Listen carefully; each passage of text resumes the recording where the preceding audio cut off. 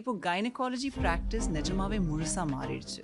இன்னைக்கு என்னோட ஓபிடியில் வர்ற பாதி பேருக்கு பிசிஓடி அப்புறம் எண்டோமீட்ரியோசிஸ் பிரச்சனை தான் இருக்கு. முன்னாடி அது எப்படி இருந்தது?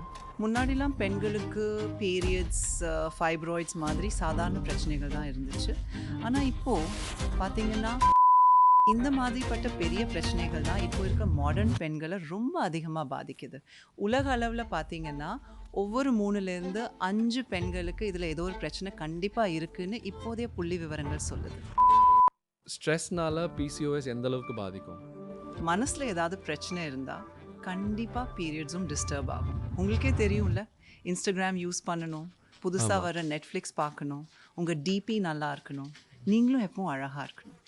இந்த மாதிரி வெளியிலேருந்து நிறையா ப்ரெஷர் இருக்குது. அது பத்தாதுன்னு உள்ள ஹார்மோன்ஸும் சரியாக வேலை செய்யறதில்ல. அதுதான் மிகப்பெரிய பிரச்சனையே. பொண்ணுங்க ஸ்மோக்கிங் பத்தியா?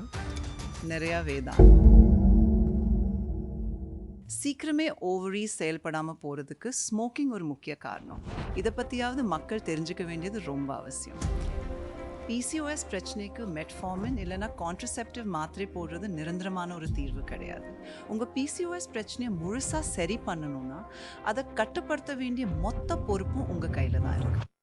ப்ரெக்னென்ட் ஆக சரியான வயசு எது? 20களில் இப்போலாம் மெனோபாஸ் ஆகிற சாதாரண வயசு என்ன? 40 வயசுக்கு முன்னாடியே மெனோபாஸ் வர்ற பெண்களுக்கு நாங்கள் திரும்பவும் ரொம்ப முக்கியமாக சொல்கிறது இதுதான்.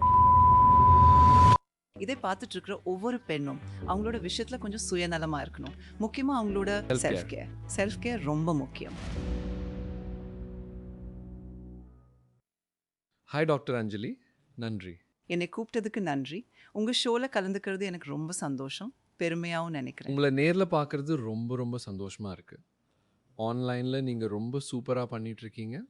எல்லா பெண்களுக்கும் விழிப்புணர்வு ஏற்படுத்துறதுக்கு பெரிய பாராட்டுக்கள். உங்களோட அனுபவம் எங்களுக்கு தேவைப்பட்டுச்சு. அதான் இந்த 1 மணி நேரத்தில் உங்கள்கிட்ட இருக்கிற அறிவை முடிஞ்ச அளவுக்கு கற்றுக்கலான் இருக்கோம். சரி, எந்த தாமதமும் இல்லாமல் நேராக விஷயத்துக்கு வருவோம். கலிஃபோர்னியாவில் நான் ஒரு கேஸ்ட்ரோஎன்ட்ராலஜிஸ்டாக வேலை செய்கிறப்போ ஃபேட்டி லிவர் பிரச்சனையோட நிறையா பேஷண்ட்ஸை நான் பார்க்குறேன். ஓகே, நிறையா பேஷண்ட்ஸை நான் தினமும் பார்க்குறேன். ஆனால் சமீபத்தில் நான் ஒன்று ரொம்ப முக்கியமாக கவனித்தேன். குறிப்பாக நிறையா பெண்களுக்கு இந்த பிரச்சனை அதிகமாக இருக்கிறத பார்க்குறேன். அதான் ஃபேட்டி லிவரோட வராங்க. ஆமாம். இதில் பொதுவாக நம்ம பார்த்திங்கன்னா எல்லா பெண்களுக்குமே உள்ளுக்குள்ளே இருக்கிற ஒரு முக்கியமான அடிப்படை பிரச்சனை என்னென்னா அது கண்டிப்பாக பிசிஓஎஸ் தான். சரி, பிசிஓஎஸ் நீங்கள் உங்கள் சேனலில் அடிக்கடி சொல்லிட்டு வர்ற மாதிரி பிசிஓஎஸ் ஒரு நோய் இல்லை, அது உண்மையிலே ஒரு அறிகுறி தான். இது பல ஹார்மோன் பிரச்சனைகளோட ஒரு சிண்ட்ரோம் மாதிரி. ஆமாம், நீங்கள் இப்போ சொன்னது ரொம்ப சரி. அதாவது உடம்பு முழுக்கவே ஹார்மோன் இம்பேலன்ஸ் இருக்குதுன்னு நிறைய மக்களும் தப்பாக நினைக்கிறாங்க. ஆனால் இந்த பிசிஓஎஸில் இருக்கிற உண்மையான ஆழமான பிரச்சனை என்னென்னா, நீங்கள் உங்கள் வீடியோஸில் பல தடவை சொன்ன மாதிரி ஹார்மோன்ஸ் நேரடி காரணம் இல்லை, முக்கிய காரணம் இன்சுலின் தான். அது ஏன் வருதுன்னு பேசுகிறதுக்கு முன்னாடி எனக்கும் இது ஆர்வமாக பார்க்குற மக்களுக்கும் அது என்னன்னு கொஞ்சம் எளிமையாக சொல்ல முடியுமா? ஒரு நார்மலான மாதவிடாய் சுழற்சினா என்ன, அதில் எந்தெந்த ஹார்மோன்ஸ் நாம் முக்கியமாக கவனிக்கணும்னு தெரிஞ்சுக்கிட்டா இது எப்படி உடம்புல வேலை செய்யுதுன்னு நாம் தெளிவாக புரிஞ்சுக்கலாம். அப்புறம் இதுக்கான ட்ரீட்மெண்ட் ஆப்ஷன்ஸ் பற்றியும் நாம் விரிவாக பேசலாம். ஓகே, கண்டிப்பாக சொல்கிறேன். சரியான மாதவிடாய் சுழற்சிங்கிறது உண்மையில் என்ன அப்படின்னு ஒவ்வொரு பொண்ணும் ரொம்பவே தெளிவாக தெரிஞ்சுக்கிறது உண்மையிலேயே மிக மிக முக்கியமான ஒரு விஷயம். இது அவங்க ஆரோக்கியத்துக்கு ரொம்ப உதவும். ஆமாம். முதல்ல நான் என்ன சொல்ல விரும்புகிறேன்னா, பர்ஃபெக்டான அல்லது சரியான மாதவிடாய் சுழற்சின்னு ஒன்று உலகத்தில் கிடையவே கிடையாது. அது ஆளுக்கு ஆள் கண்டிப்பாக மாறும். அதனால் 28 நாள் சைக்கிள்னு எதுவும் இல்லை. ஒரு நார்மலான மாதவிடாய் சுழற்சி 22லேருந்து 35 நாள் வரைக்கும் எப்படி வேணால் இருக்கலாம். ப்ளீடிங் கூட 2லேருந்து 7 நாள் வரைக்கும் மாறுபடலாம். ஆனால் அந்த வித்தியாசம் 8 நாளுக்கு மேலே இருந்தால் அது நார்மல் இல்லை. அதாவது முன்னாடி உங்களுக்கு 22 நாளில் பீரியட்ஸ் வந்துட்டு இப்போ 32 நாளில் வருதுன்னா அது ஒரு பிரச்சனை. ஒருவேளை முன்னாடி 40 நாளுக்கு ஒரு தடவை வந்துட்டு இப்போ 20 நாளில் வருதுன்னா அதுவும் பிரச்சனை தான். அது வேற ஏதோ பிரச்சனையோட அறிகுறியாக கூட இருக்கலாம். கண்டிப்பாக பீரியட்ஸ் அப்போ ரொம்ப வலி இருக்கக்கூடாது. எப்போவாச்சும் கொஞ்சம் வலிக்கிறது எல்லா பொண்ணுங்களுக்கும் சகஜம்தான். ஆனால் தினமும் 3-4 பெயின் கில்லர் போடுற அளவுக்கு வலி இருக்கக்கூடாது. அப்படி இருந்தால் அது நார்மல் இல்லை, அது உடம்புல இருக்கிற வேற ஏதோ ஒரு பிரச்சனையை காட்டுது. அது மட்டும் இல்லாமல் நடுவில் ப்ளீடிங் இருக்கக்கூடாது. அதாவது பீரியட்ஸ்க்கு நடுவில் அப்புறம் உடல் உறவுக்கு அப்புறம் ப்ளீடிங் ஆகக்கூடாது. அது மட்டும் இல்லாமல் மெனோபாஸ் ஆனதுக்கப்புறமும் கண்டிப்பாக ப்ளீடிங் ஆகக்கூடாதுங்கிறது ரொம்பவே முக்கியம். இதுதான் ஒரு நார்மலான மாதவிடாய் சுழற்சிக்கான சரியான டெஃபினிஷன். பீரியட்ஸ் அப்படிங்கிறது வெறும் கர்ப்பப்பையிலையும் ஓவரிலையும் மட்டும் நடக்கிற விஷயம் கிடையாதுங்க. அது மூளையிலேருந்து தான் முதல்ல ஆரம்பிக்குது. சொல்லப்போனால் பீரியட்ஸோட முழு கதையுமே நம்ம மூளையிலேருந்து தான் தொடங்குது. நம்ம மூளையில் ஹைப்போதாலமஸ்னு ஒரு முக்கியமான சுரப்பி இருக்குது. அதுக்கப்புறம் பார்த்தீங்கன்னா நம்ம உடலில் முக்கியமாக பிட்யூட்டரி சுரப்பி அப்படின்னு ஒன்று இருக்குது. HYPOTHALAMICலேருந்து சில ஹார்மோன்ஸ் வெளியாகி அந்த பிட்யூட்டரி சுரப்பியை தூண்டும். அப்புறம் இந்த பிட்யூட்டரியிலேருந்து ஓவரியை தூண்டும். கடைசியாக அது கர்ப்பப்பையில் வேலை செஞ்சு தான் நமக்கு பீரியட்ஸ் வருது. மெடிக்கல் டேர்மில் இதை நீங்கள் HPO ஆக்சிஸ்னு சொல்வீங்க. அதாவது ஹைப்போதலாமிக் பிட்யூட்டரி ஓவேரியன் ஆக்சிஸ். இதில் ஏதாவது சின்ன தப்பு நடந்துச்சுன்னா கூட கண்டிப்பாக பீரியட்ஸ் ரொம்பவே டிஸ்டர்ப் ஆகும். ஒருவேளை வராமல் கூட போகலாம். பொண்ணுங்க, அதாவது பெண்கள் ரொம்ப ஸ்ட்ரெஸ்ஸாக இருக்கிறப்போ, அது எக்ஸாம் டென்ஷனாக இருக்கலாம், இல்லை வேறு விதமான ஸ்ட்ரெஸ் கூட இருக்கலாம். அது அவங்கள மனதளவில் ரொம்பவே பாதிக்கும்போது அவங்க உடம்புல முதல்ல அவங்க பீரியட்ஸ் தான் அஃபெக்ட் ஆகும். எந்த ஒரு ஸ்ட்ரெஸ்ஸும் பீரியட்ஸை கண்டிப்பாக பாதிக்கும்னு நாங்கள் அடிக்கடி சொல்வோம். இது ரொம்பவே நீங்கள் இதை அதிகமாக பார்ப்பீங்களா? ரொம்பவே காமன், ரொம்ப ரொம்ப சாதாரணம் காமன். சொல்லப்போனால் இன்றைக்கி இருக்கிற மாடர்ன் பெண்களை மாடர்ன் OPDயில் பார்க்கும்போது நான் என்னோட ஜூனியர்ஸ்கிட்டையும் இதை தான் சொல்கிறேன். நான் ஒரு போஸ்ட் கிராஜுவேட் டீச்சர் சொல்கிறேன். இப்போது கைனகாலஜி ப்ராக்டிஸ் முழுசாகவே மாறிடுச்சு. இன்றைக்கி என் OPDயில் பாதி பேருக்கு PCOD மற்றும் எண்டோமெட்ரியோசிஸ் பிரச்சனை தான் இருக்குது. நாங்கள் படித்த காலத்தில் இருந்ததை விட இப்போ எல்லாமே தலைகீழாக மாறிடுச்சு. முன்னாடி என்ன பார்த்தீங்க? முன்னாடியெல்லாம் ஒரு காலகட்டத்தில் பார்த்தீங்கன்னா பெண்களுக்கு ஹெவி பீரியட்ஸ், ஃபைப்ராய்ட்ஸ் மாதிரியான சில பிரச்சனைகள் தான் பெரும்பாலும் இருந்துச்சு. ஆனால் இன்றைக்கி infertility, PCOS, weight gain, hypothyroidism இந்த மாதிரியான பிரச்சனைகள் தான் நவீன பெண்களை ரொம்பவே பாதிக்குது. ஒரு 20 வருஷத்துக்கு முன்னாடி உண்மையிலேயே IVF சென்டர்ஸ் எங்கேயும் கிடையாது. ஆனால் இன்றைக்கி மெட்ரோ சிட்டிஸில் மூளைக்கு மூளை IVF சென்டர் இருக்குது. HPO ஆக்சிஸோட மொத்த ஃபிசியாலஜி இப்படி தான் இப்போ முழுசாக மாறிடுச்சு. இந்த காலகட்டத்தில் தான். ரொம்ப ஆச்சரியமாக இருக்குது. ஆமாம் ஆமாம். நான் மெடிக்கல் காலேஜில் படிக்கும்போது கைனகாலஜி வார்டுக்கு போவோம் இல்லையா, அப்போது அவங்க எப்போ ஃபைப்ராய்ட்ஸ் பற்றி தான் பேசுவாங்க. வெறும் ஃபைப்ராய்ட்ஸ் மட்டும்தான், வேறு எதுவுமே சரிதான். PCOSலாம் ரொம்ப அபூர்வமான வியாதி அப்படின்னு தான் சொல்லுவாங்க. நான் போஸ்ட் கிராஜுவேஷன் படிக்கும்போது, அதாவது 1991லன்னு வச்சுக்கோங்களேன், அப்போல்லாம் எங்கள் புக்கில் PCOS அப்படிங்கிறது ரொம்ப சின்ன சாப்டர், ஒரு சின்ன பகுதியாக தான் இருக்கும். ஃபைனல் எக்ஸாமில் இதெல்லாம் யார் கேட்க போகிறாங்கன்னு நினச்சி நாங்கள் அந்த சாப்டர் படிக்கவே மாட்டோம். ஆனால் இப்போது இன்றைக்கி உலகத்தில் இருக்கிற 5 பெண்களில், அதாவது 3லேருந்து 5 பெண்களில் ஒருத்தருக்கு இந்த PCOS பிரச்சனை இருக்குதுன்னு புள்ளி விவரங்கள் சொல்லுது. இது கிட்டத்தட்ட ஒரு கைனகாலஜிக்கல் பெருந்தொற்று மாதிரி ஆகிடுச்சு. இது ரொம்ப பெரிய விஷயம் இல்லையா? இப்போ ஒவ்வொரு 3வது பெண்ணுக்கும் இந்த பிரச்சனை இருக்குது. Wow wow.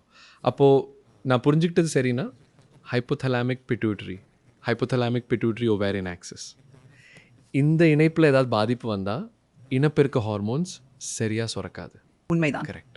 இதுதான் நம்ம PCOS அப்படின்னு சொல்கிறதோட ஆரம்ப அறிகுறியாக இருக்கலாம். ஆமாம். மாதவிடாய் சுழற்சி பற்றி நான் என்ன புரிஞ்சு வச்சுருக்கேன்னு சொல்கிறேன். சரி, எனக்கு தெரிஞ்ச GYNAECOLOGYயை நான் இப்போது ரீஃப்ரெஷ் பண்ணிக்க போகிறேன். ஓகே, இப்போது ஒரு 28 நாள் மாதவிடாய் சுழற்சியை எடுத்துப்போம். முதல் 5 நாள் எண்டோமெட்ரியம் உதிரும். அது கர்ப்பப்பையோட ஒரு லைனிங்காக இருக்கும். கர்ப்பப்பை கருத்தரிக்கிறதுக்கு தன்னை தயார்படுத்திக்கிறதுனால அதுலேருந்து ப்ளீடிங் ஆக ஆரம்பிக்கும் இல்லையா? ஓகேங்க. அது கருத்தரிப்புக்கு ரெடி ஆகுது. சரி, கைனகாலஜி உங்களுக்கு எவ்வளோ ஞாபகம் இருக்குன்னு பார்க்கலாம், அப்புறம் நான் கரெக்ட் பண்ணுறேன். ஸோ மொதல் 5 நாளில் எண்டோமெட்ரியம் வந்து ஷட் ஆஃப் ஆகிடும். ஆமாம். அடுத்ததாக ஃபாலிகுலர் ஃபேஸ்னு ஒன்று இருக்குது. அதில் 6வது நாள்லேருந்து 14வது நாள் வரைக்கும் உங்கள் follicle stimulating hormone ovarian follicles வளர தூண்டும். கண்டிப்பாகவேங்க. அண்ட் உள்ள ஒரு கருமுட்டை இருக்கும், அது வெளியே வர வெயிட் பண்ணிட்டு இருக்கும். ஆமாம். 14வது நாளில் சுமார் 14வது நாளில் அங்கே தான் லியூட்டினைசிங் ஹார்மோன், அதாவது LH அப்படின்ற இன்னொரு சர்ஜ் நடக்கும். அதுக்கப்புறம் அந்த கருமுட்டை வெளியே வந்து ஸ்பெர்ம் மூலமாக கருத்தரிச்சதுன்னா ப்ரெக்னன்சி நடக்கும். ஆமாம். ஒருவேளை அங்கே விந்து இல்லைன்னா அது ஒரு 10-14 நாள் அப்படியே கொஞ்சம் அமைதியாக இருக்கும். அப்புறம் மெதுவாக அது செதஞ்சு போய் அந்த எண்டோமெட்ரியம் உதிர்ந்துடும். நான் சொல்கிறது சரிதானே இல்லையா? பொதுவாக என்ன நடக்கும்னா, ஒரு சைக்கிளோட முதல் இல்லை 2வது நாள்லேயே ஓவரியில் நிறையா சின்ன சின்ன ஃபாலிக்கல்ஸ், அதாவது முட்டை பைகள் வளர ஆரம்பிக்கும் பாருங்கள். அதில் வழக்கமாக 1 மட்டும்தான் செலெக்ஷன் ஆகி பெருசாக வளரும். இதைத்தான் நாம் டாமினன்ட் ஃபாலிக்கல்னு சொல்லுவோம். அந்த ஃபாலிக்கல் அப்படியே வளர வளர எஸ்ட்ரோஜனும் ஒரு முக்கியமான ஹார்மோனை தானாக சுரக்கும். அந்த எஸ்ட்ரோஜன் தான் எண்டோமீட்ரியமாக நல்லா தூண்டி விட்டு அது திக் ஆகி ப்ரெக்னென்சிக்கு நம்மளை ரெடி பண்ணும், அதாவது கருத்தரிப்புக்கு நம்மளை தயார்படுத்தும் சொல்லலாம்.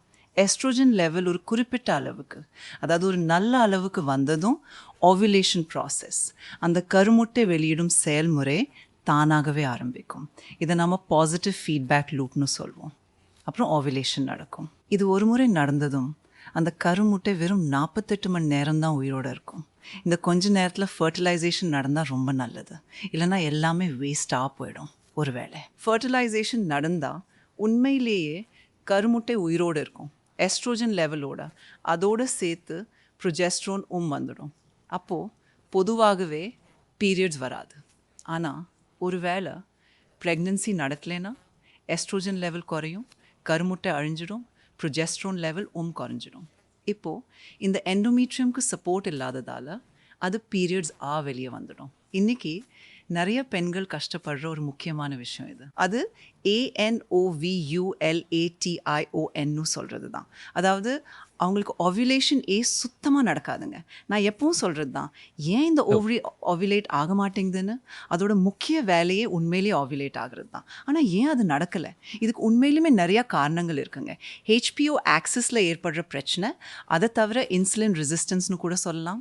இப்போ நிறையா தியோரிஸ் வந்திருக்கு. அதில் முக்கியமாக அதிக இன்சுலின், அதிக கார்டிசால், கம்மியான மெலட்டோனின் லெவல்ஸ்னு நம்ம சொல்லலாங்க. மெலட்டோனின் ஓவரீஸ்க்கு ரொம்பவே நல்லதுங்கிறது ஒரு முக்கியமான விஷயம். கார்டிசால் அப்புறம் மெலட்டோனின் இம்பேலன்ஸுங்கிறது ஓவரியை பாதித்து ஓவுலேஷனாக நடக்க விடாமல் தடுக்கும். அதுக்கப்புறம் பார்த்திங்கன்னா உடல் பருமன், ஒரு மோசமான டயட், ஹைப்போதைராய்டிசம், ஆட்டோ இம்யூன், இது எல்லாமே கூட ஓவுலேஷனாக நிச்சயம் பாதிக்கும். இதனால தான் பெண்களால் கன்சீவ் ஆக முடியல. இந்த மாடர்ன் லைஃப் ஸ்டைலால் நிறையா பிரச்சனைகள் வருது. லைஃப் ஸ்டைல் உண்மையாக சொல்லணும்னா நம்ம லைஃப் ஸ்டைல் மாடர்ன் மாறினதுக்கான விலையை தான் நம்ம கொடுத்துட்ருக்கோன்னு எல்லாருக்கிட்டையும் சொல்லுவேன். கண்டிப்பாக. ஸோ இங்கே இருக்கிற மெயின், அதாவது முக்கியமான பிரச்சனை என்னென்னா, அந்த டாமினன்ட் ஃபாலிக்கல்லேருந்து ஓவும் கண்டிப்பாக வெளியே வரணுங்கிறது தான். கரெக்ட். அது நடக்கணும். சரியா? ஒரு சரியான நேரத்தில் ஓவுலேஷன் நடக்கணும். அதுக்கு அப்புறமும் கூட ப்ரெக்னென்சிங்கிறது வெறும் எக் அப்புறம் ஸ்பெர்ம் சம்மந்தப்பட்டது மட்டும் இல்லை இல்லையா? இதில் நிறையா விஷயங்கள் இருக்குது.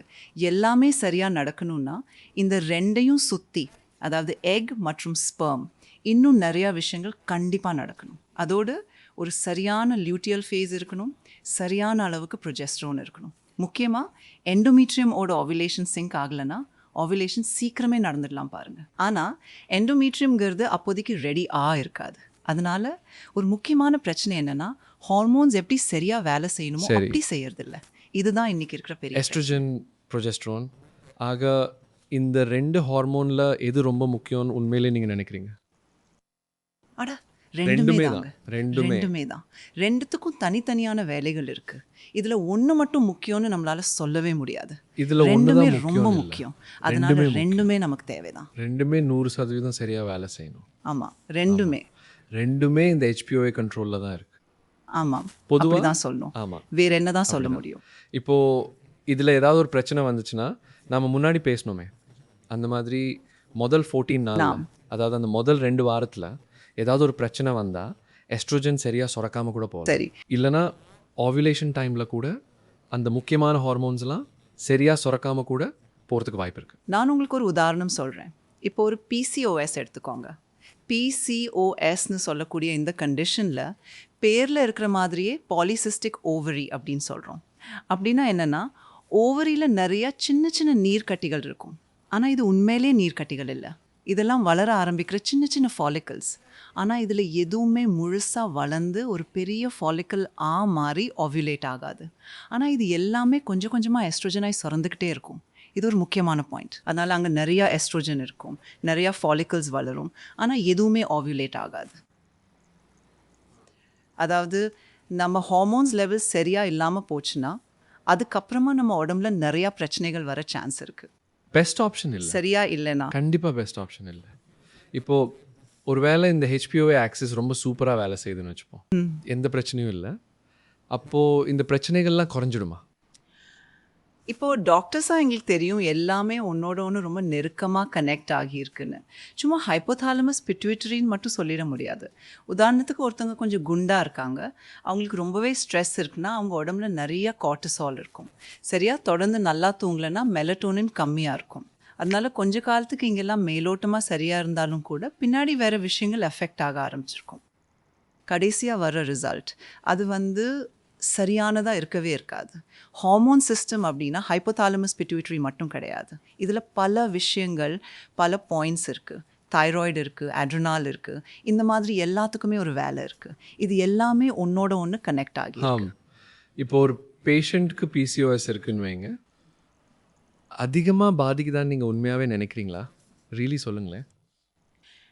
என்னோட அனுபவத்தில் ஸ்ட்ரெஸ் ஒரு ரொம்ப பெரிய காரணம், ரொம்ப பெரிய காரணம். சொல்லப்போனால் நாங்கள் இதை பற்றி ஒரு பேப்பர் கூட எழுதிக்கிட்டு இருக்கோம். 4 வருஷத்துக்கு முன்னாடி பிபிஓ செக்டரில் வேலை பார்க்குற பெண்களுக்கு இந்த பிசிஓஎஸ் அதிகமாக இருக்கிறத நான் பார்த்துருக்கேன். இது ரொம்பவே சின்ன விஷயமா தான் சாதாரணமாகப்பட்டது. அப்புறம் நான் அதை பற்றி படிக்க ஆரம்பித்தேன். இதை பற்றி இன்னும் கொஞ்சம் ஆழமாக ரீசர்ச் பண்ணப்போ தூக்கத்துக்கும் பிசிஓஎஸ்க்கும் ஒரு ஆழமான சம்மந்தம் இருக்குன்னு நாங்கள் தெளிவாக கண்டுபிடிச்சோம். இது ஒரு GYNAECOLOGISTோட நிஜமான ரியல் கிளினிக்கல் எக்ஸ்பீரியன்ஸ்னு கூட நம்மால் சொல்ல முடியும். சரியாக தூங்காத, அதாவது பகல் இரவு நேரத்துக்கு ஏற்ற மாதிரி தூங்காத பெண்களுக்கு மிக அதிகமாக பிசிஓஎஸ் வருதுங்க. மன அழுத்தமும் கூட ஒரு முக்கியமான காரணம்.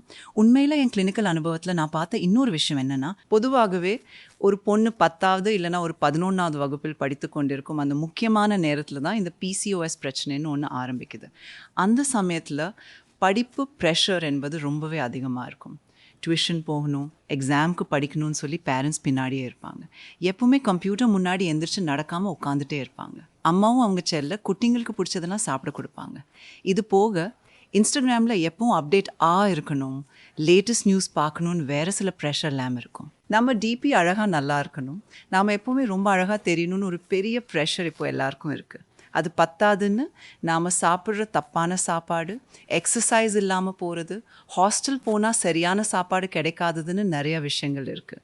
இன்றைக்கி வெளியே போய் உடற்பயிற்சி செய்யவோ இல்லைனா ரொம்ப ஆக்டிவாக இருக்கவோ சரியான இடங்கள் இல்லைங்கிறது தான் உண்மையான நிலைமை. நான் எப்போவுமே எல்லார்கிட்டையும் திரும்ப திரும்ப சொல்கிறது தான், 20 வருஷத்துக்கு முன்னாடி யாரும் யோகாவோ ஜிம்மோ போனதில்லை.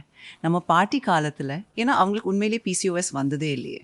அப்போது இப்படியே யோசிச்சு பாருங்கள், இப்போ இந்த காலகட்டத்தில் என்னங்க தப்பாக நடந்துட்டுருக்கு? ஏன் இப்போ இருக்கக்கூடிய பெண்களுக்கு குறிப்பாக அதிகமாக பிசிஓஎஸ் வருதுன்னு ஒரு கேள்வி வருது. நம்ம எல்லாரும் சரியான சாப்பாடு தான் சாப்பிட்றோன்னு ஒரு வேளை நினைக்கிறோம். தினமும் ஒரு 30 நிமிஷம் ஜிம் இல்லைனா யோகா செஞ்சால் போதும்னு கூட நினைக்கிறோம். ஆனால் நம்ம அம்மாவோ இல்லை நம்ம பாட்டியோ இதையெல்லாம் செய்யவே இல்லையே. இருந்தாலும் அவங்களுக்கு பிசிஓஎஸ் வரவே இல்லை. ஏன்னா அவங்களுக்கு ஸ்ட்ரெஸ் இல்லை. அது மட்டும் இல்லாமல் நாள் முழுக்க ஃபிசிக்கலி ஆக்டிவாக இருந்தாங்க. அதனால அவங்க காலத்தில் ஸ்விக்கியும் சொமேட்டோவும் இருந்ததே இல்லை. இல்லை, நீங்கள் சொன்ன அந்த தூக்கங்கிற விஷயம் நாம் பேசுகிற எல்லா நோய்க்கும் ரொம்பவே முக்கியமான ஒன்று. நான் உண்மையிலே சின்ன எக்ஸாம்பிளால் கூட புரிகிற மாதிரி நினைக்கிறேன். அதனால தான் சர்கேடியன் ரிதம்பு சரியாக தொடர்ந்து கன்சிஸ்டண்ட்டாக ஃபாலோ பண்ணணும்னு என் சேனல்லையும் நான் அடிக்கடி ஸ்ட்ரெஸ் பண்ணி சொல்லிகிட்ருக்கேன். கண்டிப்பாக 100% உண்மைங்க. நான் வழக்கமாக எப்போவுமே எல்லார்கிட்டையும் எடுத்து சொல்கிறது இதுதான், நமக்கு போதுமான அளவு நிம்மதியான எந்தவித டிஸ்டர்பன்ஸும் இல்லாத ஒரு நல்ல தூக்கம் ரொம்ப ரொம்ப அவசியம். அதுவும் நம்ம சர்கேடியன் ரிதம் படி கரெக்டாக தூங்கணும். இதுதான் ரொம்ப முக்கியமான விஷயம்.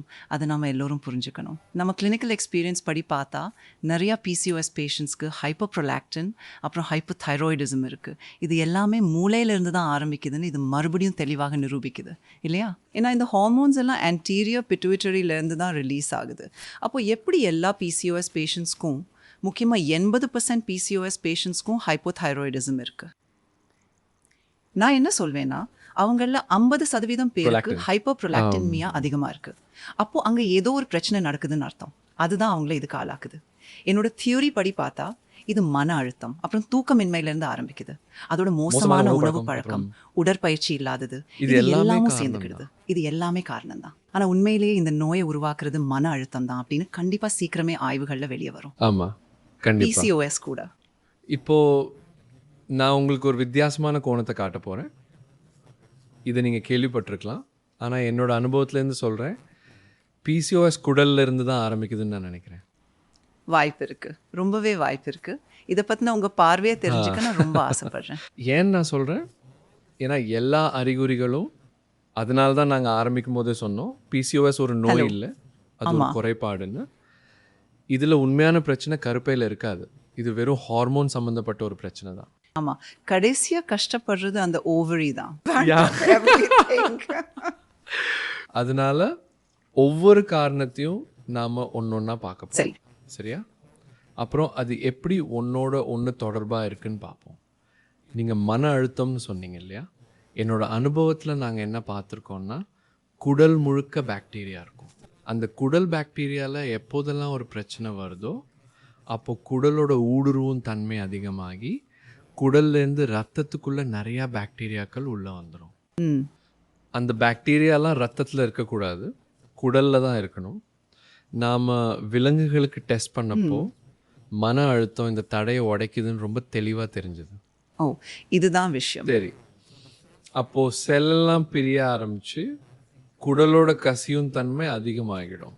அது அங்கே போனதும் உடம்புல வீக்கம் ஆரம்பிச்சிடும். வீக்கம் வந்ததும் இன்சுலின் செல்லுக்கு போய் சேராது, அப்போ இன்சுலின் அதிகமாகும். அப்புறம் அது மற்ற எல்லா ஹார்மோன் கூடவும் கனெக்ட் ஆகிடும். அதனால் ஒரே நேரத்தில் இவ்வளோ வியாதி வர்ற அளவுக்கு நாம் ஒன்றும் அவ்வளோ துரதிர்ஷ்டசாலிகள் கிடையாது. நான் எப்போவுமே நினைக்கிறது தான், நம்ம இயற்கையாகவே ஆரோக்கியமாக தான் இருக்கணும். கடவுள் எப்படி இப்படி ஒரு ஃபால்ட்டியான மெஷினாய் படைச்சிருப்பாரு? அதாவது இதை பண்ணு, அதை பண்ணு, அப்போதான் ஆரோக்கியமாக இருப்பேன்னு சொல்கிறாங்களே. எக்ஸசைஸ் பண்ணுறது நல்லது தான், நானும் எக்ஸசைஸ் பண்ணுறேன், நல்லா தான் சாப்பிட்றேன். ஆனால் ஒட்டு மொத்தமாக பார்த்தா வேற எந்த பிரச்சனையும் இல்லாத வரைக்கும் நிறைய விஷயங்களை ஹேண்டில் பண்ணுற அளவுக்கு இந்த உடம்பு போதுமானதாக தான் இருந்திருக்கு. நாம் பண்ணுறது ரொம்பவே தப்பு. அதனால நாம் ஆரோக்கியமாக இல்லைன்னா ஏதோ பிரச்சனை இருக்குன்னு தான், ஏதோ தப்பு கண்டிப்பாக அதுதான் நடந்திருக்கு. கண்டிப்பாக. இப்போ பிசிஓஎஸில் வர்ற ரொம்ப பொதுவான பிரச்சனை தான் குழந்தை இல்லாமல். முட்டை வெளியே வராததால் கருத்தரிக்க முடியாது, அதனால் அவங்களுக்கு குழந்தை பிறக்கிறது கஷ்டமாகிடுது. நான் உங்ககிட்ட ஒரு ப்ராக்டிக்கலான கேள்வி கேட்கணும். அதாவது ஸ்ட்ரெஸ் குறைக்கணும், நல்லா தூங்கணும்னு நாம் சொல்கிறோம், அதுதான் முக்கியமான ட்ரீட்மெண்ட். ஆனால் இந்த ப்ராசஸில் அவங்க போகும்போது அது ரொம்ப மன அழுத்தத்தை கொடுக்குற ஒரு விஷயமா இருக்குது. ரொம்ப ஸ்ட்ரெஸ் ஆகும், நல்லா இருந்துச்சு. ரொம்ப டென்ஷன். உங்கள் அனுபவத்தில் ஒரு டாக்டர் நாங்கள் தூங்கணும், ஸ்ட்ரெஸ் குறைக்கணுங்கிறத சொல்கிறோம், ஆனால் ஒரு பேஷண்ட் அவங்க இதை எப்படி மேனேஜ் பண்ணுறாங்க, நீங்கள் அவங்களுக்கு எப்படி கைட் பண்ணுறீங்க? இது ரொம்ப கஷ்டமான விஷயம்னு தான் சொல்லணும். ஏன்னா என் ஓபிடியில் கூட நான் ஒரு 15-20 நிமிஷம், சில சமயம் 30 நிமிஷம் கூட இது எப்படி வருதுன்னு அவங்களுக்கு விளக்குவேன். ஆனால் கடைசியில் டாக்டர் ஏதாவது மாத்திரை கொடுங்கன்னு அவங்க கேட்பாங்க. அப்போது கடவுளே, நான் 30 நிமிஷமாக இதை பற்றி தான் எக்ஸ்பிளைன் பண்ணிகிட்டு இருந்தேன்னு தோணும். அவங்களும் அவங்களால முடிஞ்ச வரைக்கும் முயற்சி பண்ணுறாங்கன்னு தான் நினைக்கிறேன். உங்களுக்கும் தெரியும், உடல் எடை ஒரு பெரிய பிரச்சனைங்கிறத நீங்களும் ஒத்துப்பீங்க. அது நிறைய பேருக்கு அவ்வளோ சுலபம் இல்லை. ஸ்ட்ரெஸ் குறைங்கன்னு சொல்கிறது எனக்கு ரொம்ப ஈஸி. ஆனால் ஸ்ட்ரெஸ் வர அளவுக்கு உங்கள் வாழ்க்கையில் அப்படி என்ன நடக்குது? பண பிரச்சனையாக இருக்கலாம், இல்லை வேலை சம்மந்தமாக இருக்கலாம், இல்லை உறவுகளில் சிக்கலாக இருக்கலாம். இதுக்கு நிறைய காரணங்கள் இருக்கலாம். ஒரு டாக்டர் ஸ்ட்ரெஸ் குறைங்க, இதை பண்ணுங்க, அதை பண்ணுங்கன்னு சொல்கிறது எங்களுக்கு ரொம்ப ஈஸி. ஆனால் கடைசியில் மக்களுக்கு ஒரு தீர்வு தான் வேணும். எனக்கு இப்போ குழந்தை தங்கலைன்னா என்ன பண்ணுறதுன்னு அவங்க யோசிப்பாங்க. இப்போதைக்கு குழந்தை இன்மை பற்றி பேசலாம். பிசிஓஎஸ், முகப்பரு, முடி கொட்டுறதுன்னு நிறையா பிரச்சனைகள் இருக்குது. ஆனால் குழந்தை விஷயத்தில் மக்கள் ரொம்பவே கவலையாக இருப்பாங்க.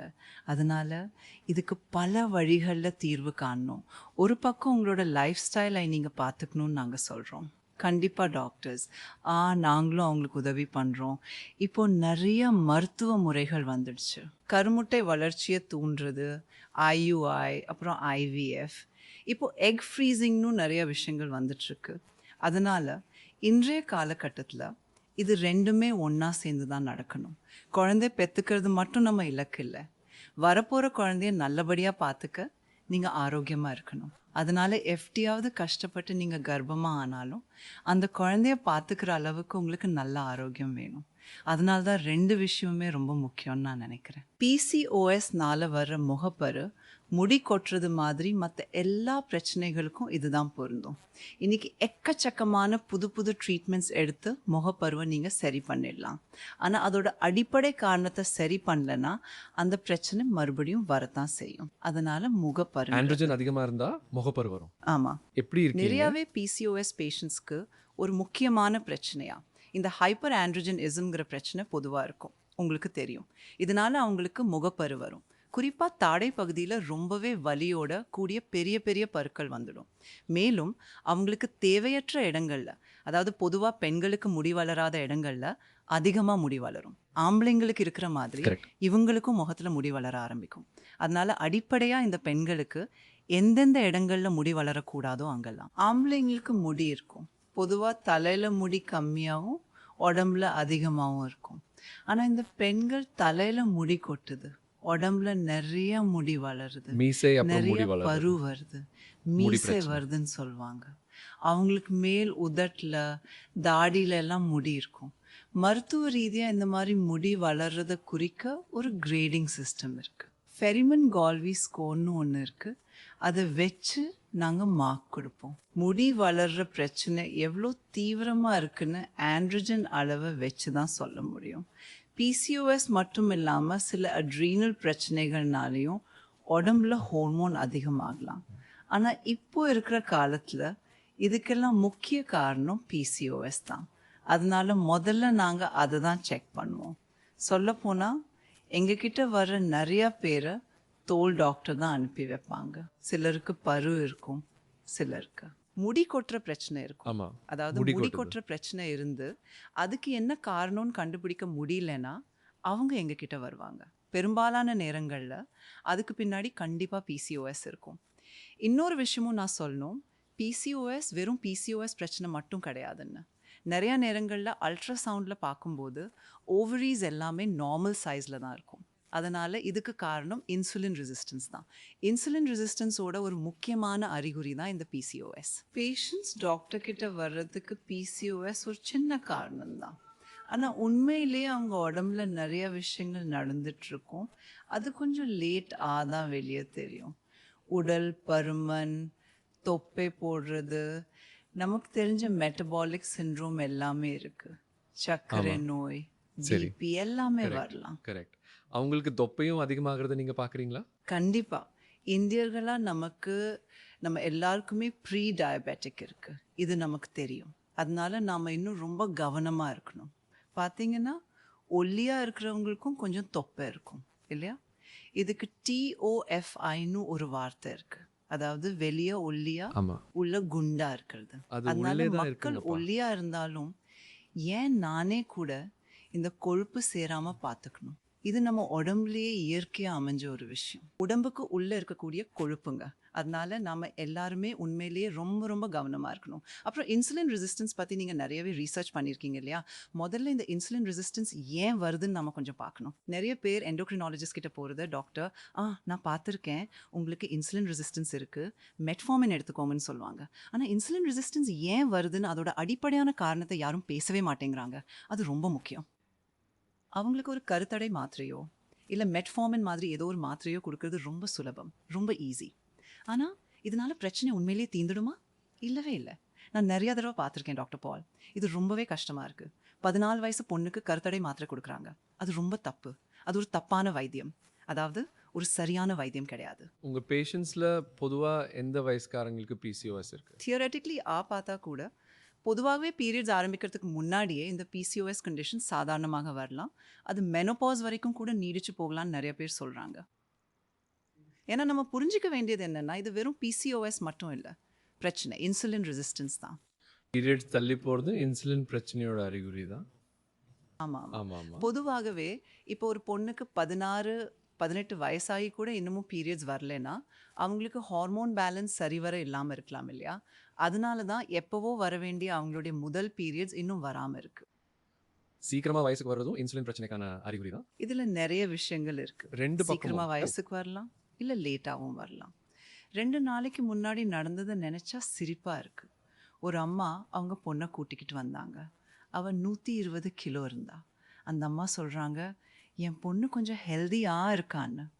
அதுக்கு நான் கொஞ்சம் ஹெல்தி இல்லை, சுத்தமாக அன்ஹெல்தின்னு சொன்னேன். நான் அப்படி சொல்லியிருக்கணுமான்னு தெரியல. ஆனால் ஒரு டாக்டர் எங்களுக்கு ரொம்ப கஷ்டமாக இருக்குது. மக்களுக்கு இதை எப்படி தான் புரிய வைக்கிறது? அவங்க வாழ்க்கையை அவங்க தான் பார்த்துக்கணும். எல்லாமே டாக்டரோட பொறுப்பு கிடையாது. எல்லாம் சரியா இருக்கணும்னா நீங்களும் உங்க பொறுப்பை உணர்ந்து நடந்துக்கணும். நான் பேசின ஒரு டாக்டர் சொன்னாங்க, முன்னாடி எல்லாம் 11-12 வயசுல தான் பொண்ணுங்க வயசுக்கு வருவாங்களாம். ஆனா இப்போ 8-9 வயசுலயே 8-9 வயசுங்கிறது ரொம்பவே அதிர்ச்சியான விஷயம்.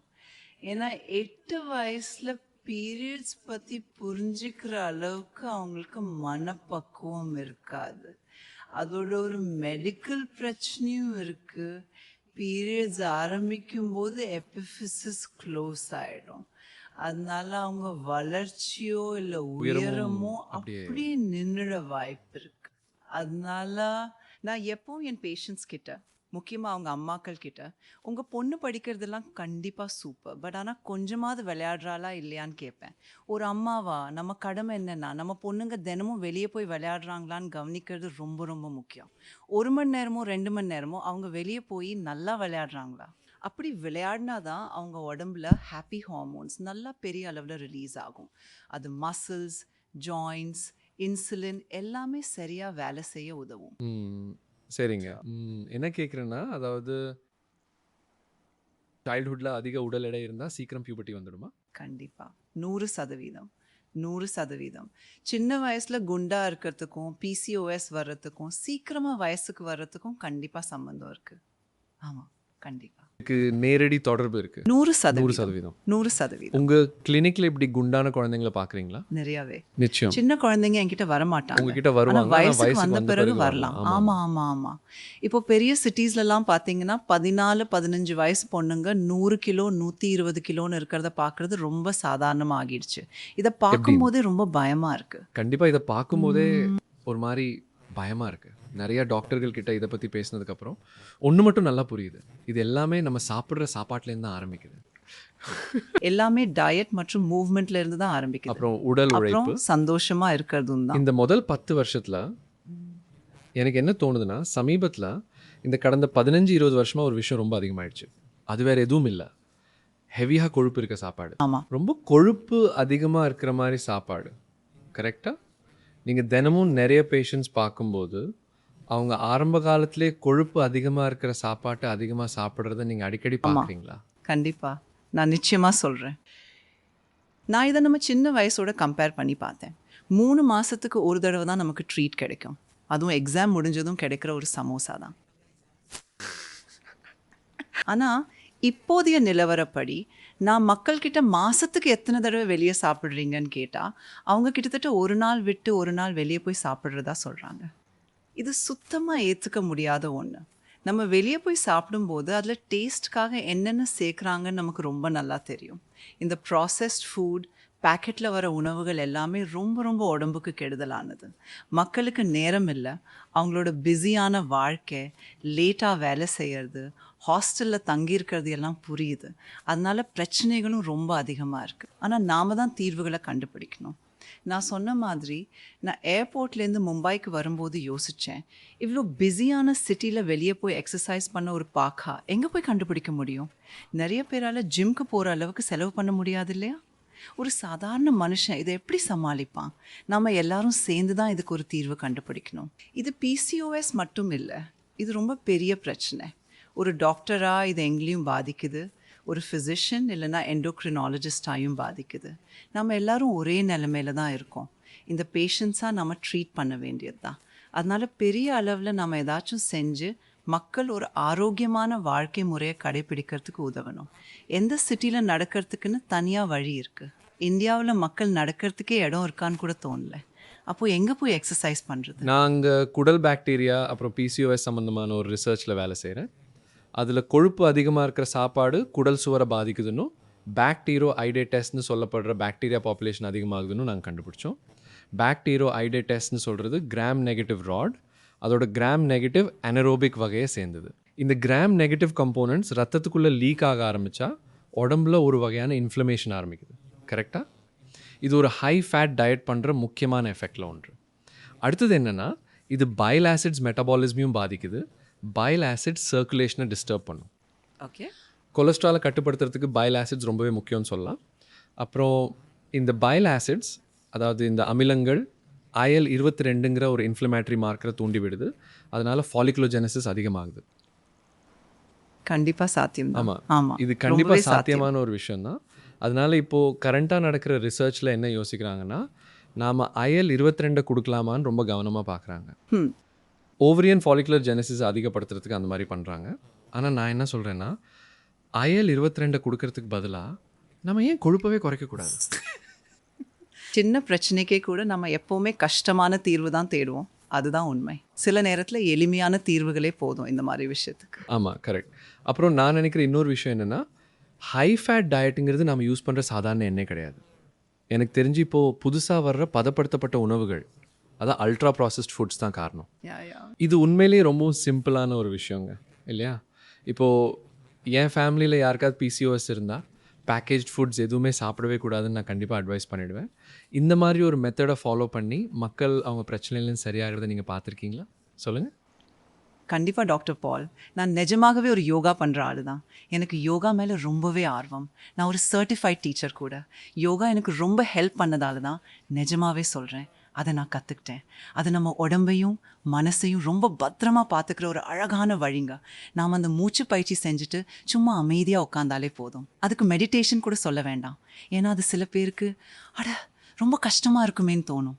அப்படி சும்மா அமைதியாக இருந்தாலே மனசுக்கு ரொம்ப ரிலாக்ஸ்டாக இருக்கும், நிம்மதியாக இருக்கும். ஒரு 2 வருஷத்துக்கு முன்னாடி, அதாவது ஒரு couple of years back, yoga மூலமாக PCOS கண்ட்ரோல் பண்ணுறதுக்காக ஒரு 3 மாத ப்ரோக்ராம் நாங்கள் நடத்தினோம். நிஜமாவே அதில் எங்களுக்கு ரொம்பவே சூப்பரான ரிசல்ட்ஸ் கிடச்சிதுங்க. மக்கள் நிறையா பேர் ஆச்சரியமான வகையில் வெயிட் குறைச்சாங்க. அவங்களோட இன்ஃப்ளமேட்டரி மார்க்கர்ஸும் நல்லாவே குறைஞ்சிது. இதெல்லாம் மூளை அளவில் நடக்குதுன்னு தெரிஞ்சப்போ எனக்கு தனிப்பட்ட முறையில் ரொம்பவே ஆச்சரியமாக இருந்துச்சு. அதோட அதிக கொழுப்புள்ள உணவு அப்புறம் மற்ற பிரச்சனைகளும் சேருது. நான் ஏற்கனவே சொன்ன மாதிரி இதுக்கு பல துறைகளை சேர்ந்தவங்க சேர்ந்து வேலை செய்யணும். ஒரு நியூட்ரிஷனிஸ்ட், ஒரு GI ஸ்பெஷலிஸ்ட், ஒரு ஃபிட்னஸ் ட்ரெய்னர், எண்டோக்ரினாலஜிஸ்ட், ஃபர்டிலிட்டி ஸ்பெஷலிஸ்ட் எல்லாரும் தேவை. உண்மையாகவே இந்த பொண்ணுங்க ரொம்ப கஷ்டப்படுறாங்க. அவங்களுக்கு இது லேசான விஷயம் கிடையாது. நிஜமாகவே ரொம்ப அவதிப்படுறவங்கள நான் பார்த்துருக்கேன். அவங்களுக்கும் இது ரொம்ப கஷ்டமான விஷயந்தான். ஆனால் நான் சொன்ன மாதிரி எந்த தீர்வும் அந்தளவுக்கு ஈஸியாக கிடைக்கிறதில்ல. இப்போது நான் எக்ஸசைஸ்க்கு ஒரு உதாரணம் சொன்னேன். ஜிம்முக்கு போக காசு இல்லாத ஒரு சாதாரண பொண்ணு எப்படி எக்ஸசைஸ் பண்ணுவா? ஒரு ஹாஸ்டலில் தங்கியிருக்கிற பொண்ணு அவளுக்கு ஏற்ற மாதிரி சமைக்க ஹாஸ்டல் சமையல்காரருக்கு எப்படி சொல்லி கொடுப்பா? ராத்திரி பூரா படிப்பாளா? காலையில் எக்ஸாம் இருக்கும், இல்லைனா ப்ரெசன்டேஷன் இருக்கும். அப்படி இருக்கும்போது அவள் எப்படி தன் வாழ்க்கையை மேனேஜ் பண்ணுவா? இதெல்லாம் ஈஸி இல்லை. நம்ம காலத்தில் வாழ்க்கை சிம்பிளாக இருந்த மாதிரி இப்போ இருக்கிற மாடர்ன் லைஃப் சிம்பிளாக இல்லை. ஆனால் மக்களுக்கு பெரிய அளவில் விழிப்புணர்வு ஏற்படுத்தணும். PCOSக்கு தீர்வு உண்மையாக சொல்லணுன்னா வெறும் மெட்ஃபார்மின் மாத்திரையோ இல்லை கான்ட்ரசெப்டிவ் மாத்திரையோ கிடையாதுங்க. உங்கள் PCOS நீங்கள் சரி பண்ணணும்னு நினச்சா எல்லா விஷயத்தையும் நீங்கள் தான் உங்கள் கட்டுப்பாட்டில் கொண்டு வரணும். இதை மக்கள் கண்டிப்பாக புரிஞ்சுக்கணும். அப்புறம் டாக்டர்களாக அவங்களுக்கு உதவி பண்ண நீங்களும் நானும் இருக்கோம். ரிசர்ச்சில் வெயிட் குறைக்கிறது தான் இதுக்கு சரியான ட்ரீட்மெண்ட்னு நானும் படிச்சிருக்கேன். கரெக்டாக கண்டிப்பாக வெயிட் குறைக்கிறது தான் ரொம்பவே முக்கியம்னு சொல்லலாம். 5% வெயிட் குறைஞ்சா கூட அது PCOS மார்க்கர்ஸில் நல்ல மாற்றத்தை கொண்டு வரும். 5%னா இப்போ நீங்கள் 100 கிலோ இருக்கீங்கன்னு வச்சுப்போம். 5 கிலோ குறைச்சி 95 கிலோ ஆகுறது. 5% எடை குறைஞ்சா கூட ஒரு மிகப்பெரிய குறிப்பிடத்தக்க மாற்றம் தெரியும். அதனால் உண்மையிலே ஒவ்வொரு கிலோவும் ரொம்ப ரொம்ப முக்கியங்க. அதனால் ஒரு வேளை 2 கிலோ 3 கிலோ இல்லை 5 கிலோ தான் குறைஞ்சிருக்குன்னு நீங்கள் வருத்தப்படவே படாதீங்க. ஒவ்வொரு கிலோ குறையும் போதும் நீங்கள் கண்டிப்பாக குணமாகி வர்றீங்கன்னு தான் அர்த்தம். அப்புறம் எடையை பற்றி நம்ம பேசும்போது லீன் PCOS இது உங்களுக்கு தெரியுமான்னு தெரியல. இது உங்களுக்கு தெரியுமான்னு எனக்கு தெரியலை. இவங்க பார்க்குறதுக்கு ரொம்ப ஒல்லியாக இருப்பாங்க அப்படின்னு தெரியுது. ஆனால் அவங்களுக்கு PCOSக்கான எல்லா அறிகுறிகளும், அதாவது முகப்பரு வரலாம், முடி கொட்டலாம், குழந்தை பெற்றுக்கிறதுல சிரமம் இருக்கலாம், இது போன்ற பல பிரச்சனைகள் இருக்கும். ஒருவேளை இங்கேயும் மன அழுத்தம் ஒரு பெரிய பிரச்சனையாக இருக்குன்னு சொல்லலாம். முக்கியமாக ஒல்லியாக இருக்கிறவங்களுக்கு வர்ற PCOSக்கு மன அழுத்தமும் உடம்புல இருக்கிற கொழுப்பு அப்புறம் தசை விகிதம் மாறுறதும் தான் முக்கிய காரணம். நீங்கள் வெளியில் பார்க்க ஒல்லியாக இருந்தாலும் உங்கள் உடம்புல தசை கம்மியாகவும் கொழுப்பு அதிகமாகவும் கூட இருக்க வாய்ப்பு இருக்கு. அந்த டாஃபி கான்செப்ட் இங்கே தான் வருதுன்னு வச்சுக்கோங்க. கண்டிப்பாகவே. அதனால ஒல்லியாக இருக்கிறவங்களும் கண்டிப்பாக உடற்பயிற்சி பண்ணணும். நீங்களும் இதை பார்த்துருப்பீங்க இல்லையா? பொதுவாக ஒல்லியாக இருக்கிறவங்க நம்ம எதை வேணாலும் சாப்பிட்லான்னு நினைப்பாங்க. பர்கர், பேஸ்ட்ரினும் எதை வேணாலும் சாப்பிட்லான்னு நினைப்பாங்க. ஆனால் அதிக பிஎம்ஐ இருக்கிறவங்களுக்கு இது எவ்வளோ கெடுதலோ அதே அளவு கெடுதல் உங்களுக்கும் வரும்னு அவங்களுக்கு தெரியறதில்ல. உண்மையில் இது அவங்க புரிஞ்சுக்கிறது ரொம்ப முக்கியம். கண்டிப்பாக. என்னோட அனுபவத்தில் நான் கூட முன்னாடி ரொம்ப குண்டாக தான் இருந்தேன். நான் 100 கிலோ இருந்தேன். அட கடவுளே, ஒரு நாள் உங்கள் சேனலில் உங்கள் கதையை நீங்கள் கண்டிப்பாக சொல்லணும். நான் இதை பற்றி ரொம்ப வெளிப்படையாகவே பலமுறை சொல்லியிருக்கேன். ஃபாஸ்டிங் மூலமாக நான் 30 கிலோ குறைச்சேன். ஆனால் அந்த நேரத்தில் நான் உடற்பயிற்சியோ ஸ்ட்ரென்த் ட்ரைனிங்கோ எதுவுமே பண்ணல. அதனால என் தசைகள் நல்லாவே குறைஞ்சிடுச்சு. ஒரு எக்ஸசைஸ் ஸ்கேன் பண்ணி பார்த்தப்போ தான் நான் ஒல்லியாக இருந்தாலும் என் உடம்புல கொழுப்பு இருக்குன்னு தெரிஞ்சுது. அதுதான் ஸ்கின்னி ஃபேட் கேட்டகரி. என் உடம்புல கொழுப்பு 29% இருந்துச்சு. சாதாரணமாக 15லேருந்து 17 தான் இருக்கணும். அதனால் என் சேனலில் ஒரு சேலஞ்ச் மாதிரி பண்ணேன். சரிங்களா? 100 நாளில் என்னால் 5-6 தான் குறைக்க முடிஞ்சுது. 24 தான் வந்துச்சு. ஆனால் அதுக்கு நான் ரொம்ப கஷ்டப்பட வேண்டியதாக போச்சு. இது கொஞ்சம் கூட ஈஸியாக இல்லை, ரொம்ப கஷ்டம். அதை தான் நான் மறுபடியும் சொல்கிறேன்.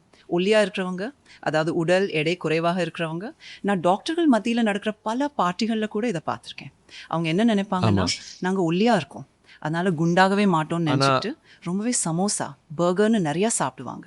ஆனால் அதனால அவங்களுக்கு எவ்வளோ பெரிய கெடுதல்னு அவங்க உணர்றதே இல்லவே இல்லை. அப்புறம் நான் என் நோயாளிகள் கிட்ட சொல்கிற முக்கியமான இன்னொரு விஷயம் என்னென்னா, சர்கோபீனியா அப்படின்னு ஒரு நிலை இருக்குது. அதாவது தசைகள் குறையிறது. முக்கியமாக 30 வயசான ஒவ்வொருத்தருக்கும் இது ஒரு பொதுவான பிரச்சனை தான். நாம் சரியாக கவனிக்கலைன்னா நிஜமாவே ஒவ்வொரு வருஷமும் 1% தசை எடையை நாம் இழக்கக்கூடிய வாய்ப்பு இருக்குங்க. அதனால கட்டாயமாக நாம் தசையை வளர்க்குற உடற்பயிற்சிகளை செய்ய ஆரம்பிக்கணும். அதாவது உடம்பை வலுவாக்குற பயிற்சிகளை செய்யணும். நல்ல வேலையா அந்த காலத்தில் வீட்டிலேயே நிறைய வேலைகள் இருந்துச்சு. மளிகை பைகளை தூக்குறது, இல்லைனா வீட்டில் இருக்கிற மற்ற வேலைகளை செய்கிறது மூலமாகவே உடம்பை வலுவாக்குற பயிற்சி அவங்களுக்கு கிடைச்சிடும். ஆனால் இன்றைக்கி இருக்கிற நவீன கால வீடுகளில் நாம் உண்மையை சொல்லணுன்னா பெருசாக எந்த வேலையும் இல்லைங்க. இந்த ஹவுஸ் ஒய்ஃப்ஸ்லாம் ரொம்ப பிஸின்னு சொல்லுவாங்க. ஆனால் நீங்கள் என்ன பண்ணுறீங்கன்னு கேட்டால், டஸ்டிங் பண்ணுறேன், சமைக்கிறேன், வேலைக்காரி காய்கறி நறுக்கி கொடுத்துருவா, நான் கொஞ்சம் வேலை தான் பார்க்குறேன்னு சொல்லுவாங்க. உடம்புக்கான வேலை எங்கே இருக்குதுன்னு நான் கேட்பேன். நாம் மனுஷங்களா ஒரு விஷயத்தை நல்லா புரிஞ்சுக்கணும். உழைக்க தான் படைக்கப்பட்டிருக்கோம், சும்மா உட்கார இல்லை.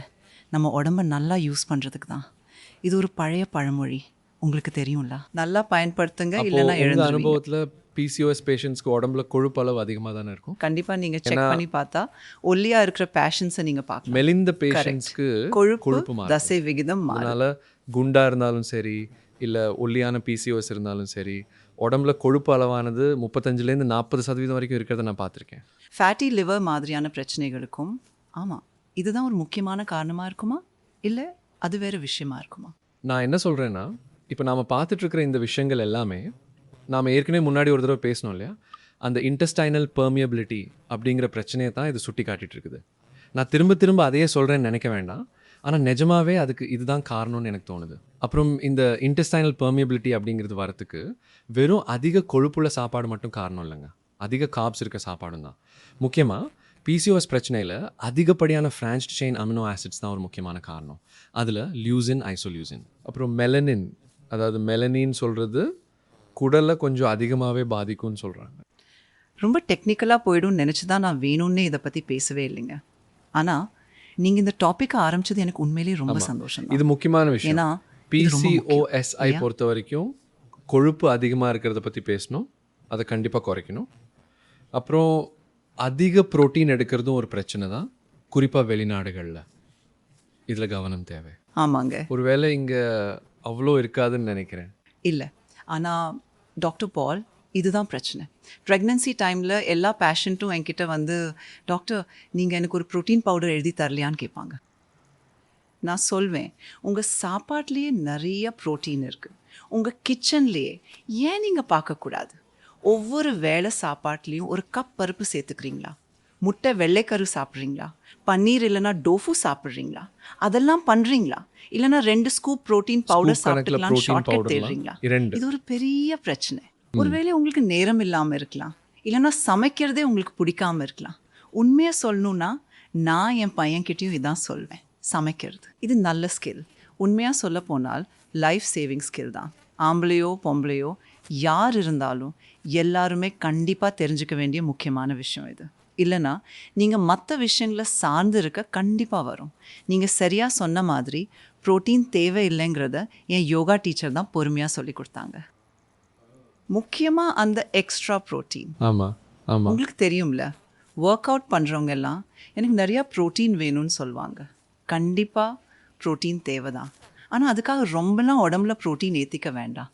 நீங்கள் இதை பற்றி பேசுனது எனக்கு ரொம்ப சந்தோஷமாக இருக்குது. நிஜமாவே இதை பற்றி நீங்கள் எனக்கு இன்னும் விளக்கமாக சொல்லணும்னு நான் நினைக்கிறேன். ரொம்ப இது ரொம்ப புது புது concept கான்செப்டாக இது. இருக்குது. அப்புறம் அளவுக்கு அதிகமாக ப்ரோட்டீன் எடுக்கிறது நிஜமாவே ஒரு நல்ல ஐடியா கிடையாது. முக்கியமாக பிசிஓஎஸ் உடம்புல பிரச்சனை வர்ற எல்லா வீக்க ஆமாம் பிரச்சனை உடம்புல. அதனால இந்த பிரான்ச்ட் செயின் அமினோ ஆசிட்ஸ் ப்ரீவோடெல்லாங்கிற ஒரு பாக்டீரியாவை தூண்டி விடுது. ப்ரீவோடெல்லா சரி. BREBODELLA. ஓகே. இந்த ப்ரீவோடெல்லா ஆமாங்க நம்ம குடலில் ரொம்பவே அதிகமாக, அதாவது அளவுக்கு அதிகமாக பெருகிடுது. அப்புறம் இது கண்டிப்பாக எம்டார் பாத்வே, அதாவது மெமாலியன் ராபாமைசின் பாத்வேயை தூண்டி விட்டு இன்சுலின் ரெசிஸ்டன்ஸை பாதிக்குது. வாவ். அப்போது ஒவ்வொரு பிசிஓஎஸ் பிரச்சனைக்கு பின்னாடியும் நிச்சயமாக ஒரு காரணம் இருக்குங்க. ஆமாம். நாம் பேசின மாதிரி ஹை ஃபேட் டயட் அந்த ஃபைல் ஆசிட் விஷயத்தை டிஸ்டர்ப் பண்ணுது. அளவுக்கு அதிகமான ப்ரோட்டீன், BCAA, அப்புறம் அதிகப்படியான கார்ப், இதுதான் மெயின் பிரச்சனை. அதுதான் அதிகமான கார்ப் தான் ரொம்ப முக்கியமான பிரச்சனை. அப்புறம் PCOS பற்றின ஒரு பேப்பரில் ஆர்டிஃபிஷியல் ஸ்வீட்னர்ஸ், குறிப்பாக ஷாக்கரின் நம்ம குடல் பாக்டீரியாவை ரொம்பவே மாற்றுதுன்னு சொல்லியிருக்காங்க. குடல் பாக்டீரியா எப்போல்லாம் மாறுதோ அப்போது ஹார்மோன் பிரச்சனையும் சேர்ந்து வருது. அதனால் ஃபேட்டி லிவர் கூடவே PCOS இருக்கிற என் பேஷன்ஸ் கிட்ட நான் என்ன சொல்கிறேன்னா, இங்கே பாருங்கள் உங்களுக்கு ஒரு பிரச்சனை இருக்குது. அதனால் நீங்கள் ரொம்ப கவனமாக இருக்கணும். அப்புறம் உண்மையாகவே ரொம்ப ஆக்டிவாக இறங்கி உறுதியாக நின்று நான் இதை தான் பண்ண போகிறேன்னு கண்டிப்பாக சொல்லணும். ஆமாம், நான் கண்டிப்பாக. இதை பண்ண போகிறேன், இல்லைன்னா இதுவே முடிவில்லா சுழலாக மாறிடும். நீங்கள் அதுலேருந்து வெளியே வர முடியாது. அதனால் PCOSல ஃபேட் கார்ப் குறைச்சி ப்ரோட்டீனை நார்மலாக ஆமாம், வைங்க. Normal protein. PCOSல நார்மல் ப்ரோட்டீன்.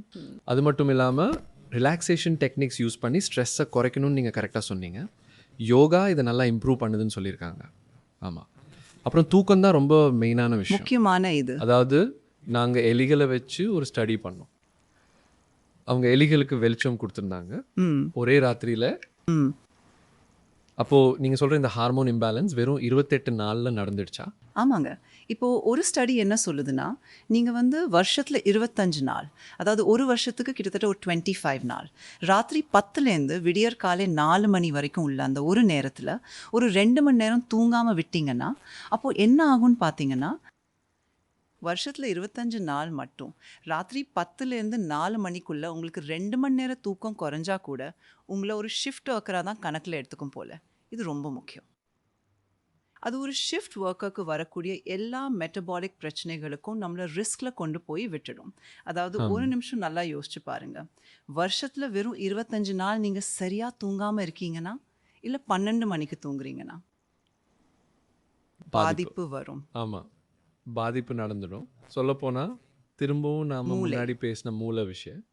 சரி, அப்போது இந்த லோ கார்ப் டயட் அப்படிங்கிறது அதான் நீங்கள் உங்கள் பேஷண்ட்ஸ்க்கு ஃபாலோ பண்ண சொல்கிறீங்களா? அதனால டாக்டர் பால், நான் மக்களை இயற்கையான இந்தியன் டயட்டை ஃபாலோ பண்ண சொல்கிறேன்.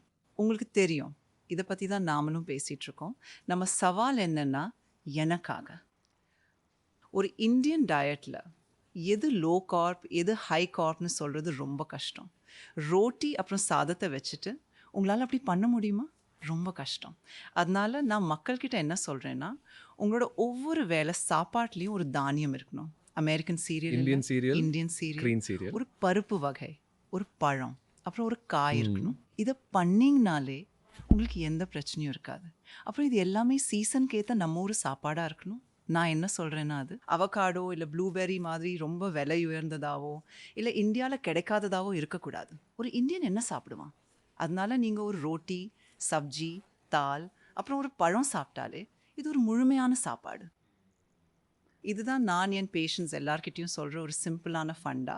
அப்புறம் நான் இதை பார்த்துருக்கேன், ரோட்டி சப்ஜி சாப்பிட்டு யாரும் குண்டாக மாட்டாங்க. உண்மையாகவே இதுதான் ஃபேக்ட். நீங்கள் 5, 6, 7 ரோட்டின்னு வயிறு முட்டை சாப்பிட்லன்னா சாதாரணமாக ஒரு ரோட்டி சாப்பிட்றதுனால எப்படி ஒருத்தர் குண்டாக முடியும் சொல்லுங்கள்? அதனால நான் என் பேஷண்ட்ஸ் கிட்ட என்ன சொல்கிறேன்னா, முதல் 3 மாதம் ரொம்ப முக்கியம். இப்போது ஒரு பிசிஓஎஸ் பேஷண்ட் இல்லை ஃபேட்டி லிவர் பேஷண்ட் என்கிட்ட வராங்கன்னா, அது இன்சுலின் ரெசிஸ்டன்ஸ்னால தான் நமக்கு தெரியும். முதல் 3 மாதத்துக்கு நீங்கள் ஒரு நாளைக்கு எவ்வளோ கார்ப்ஸ் எடுக்கிறீங்கன்னு கணக்கு பண்ணி, நீங்கள் என்ன பண்ணுறீங்கன்னு பார்த்து, அந்த கார்ப்ஸை குறைக்க கொஞ்சம் எக்ஸ்ட்ரா எஃபர்ட் போடணும். அதை எப்படி செய்வீங்க? ஒரு இந்தியருக்கு அதை எப்படி செய்வது சொல்லுங்கள். நம்மக்கிட்ட டயட் சார்ட்ஸ்லாம் இருக்குல்ல, அதனால நான் என்ன சொல்கிறேன்னா, முதல்ல அவங்கள ஒரு வேயிங் ஸ்கேல் வாங்க சொல்வேன். உங்களோட எடை பார்க்குற மெஷின் இல்லை, சாப்பாடு எடை வேயிங் ஸ்கேல். ஒரு சின்ன வேயிங் ஸ்கேல். அப்புறம் நான் அவங்கள எதையுமே மாற்ற சொல்ல மாட்டேன் டாக்டர். அவங்கள எதையும் மாற்றிக்க சொல்ல மாட்டேன். முதல் ஒரு வாரத்துக்கு அவங்க தினமும் என்ன சாப்பிட்றாங்கன்னு மட்டும் எழுதி வைக்க சொல்வேன். அவ்வளோதான். இப்போ நீங்கள் சாதம் சாப்பிட்றீங்கன்னா, நீங்கள் எவ்வளோ சாதம் சாப்பிட்றீங்கன்னு உங்களுக்கு தெரியணும். அதனால் ஒரு சின்ன கிண்ணத்தில் நீங்கள் சாப்பிட போகிற அதே அளவு சாதத்தை எடுத்து எடை பார்க்குற மெஷினில் வைங்க. அப்போது அவங்க சரி 100 கிராம் சாதம்னு சொல்லுவாங்க. அதை ஒரு ஃபோட்டோ எடுத்து எனக்கு அனுப்புவாங்க. அவங்க காய், பழம் எல்லா உணவையும் அனுப்புவாங்க. பார்த்தா ஒரு நாள் முழுக்க அவங்க எந்த கெட்ட உணவையும் சாப்பிட்ருக்க மாட்டாங்கன்னு தெரியும். ரொம்ப ஆரோக்கியமான உணவுகள் தான் சாப்பிட்ருப்பாங்க. ஆனால் அந்த ஆரோக்கியமான உணவுலேயே ஒரு நாளைக்கு 300 கிராம் கார்போஹைட்ரேட் இருக்கும். இதுதான் விஷயம். ஒரு நாளைக்கு 300 கிராம்னா இன்சுலின் ரெசிஸ்டன்ஸ் இருக்கவங்களால அவ்வளோ கார்போஹைட்ரேட்டை தாங்க முடியாதுன்னு ஆய்வுகள் சொல்லுது. அதனால அது ஒரு 150 கிராம் அளவு கிட்ட தான் இருக்கும். ஒரு ரொட்டியில் எவ்வளோ இருக்குது? எவ்வளோ கார்ப்ஸ் இருக்கும்? அது வந்து ஒரு ஒரு சாதாரண சாதாரண நடுத்தர நடுத்தரமான சைஸ் சைஸ் ரொட்டி ரொட்டியில் தாங்க. சாதா அந்த ரொட்டியோட சைஸை பொறுத்து இருக்கு. நீங்கள் நிஜமாவே ஆச்சரியப்படுவீங்க. ஒரு சின்ன சைஸ் ரொட்டினா சாதாரணமாகவே அதில் 8லேருந்து 10 கிராம் கார்ப்ஸ் இருக்குன்னு சொல்லலாம்.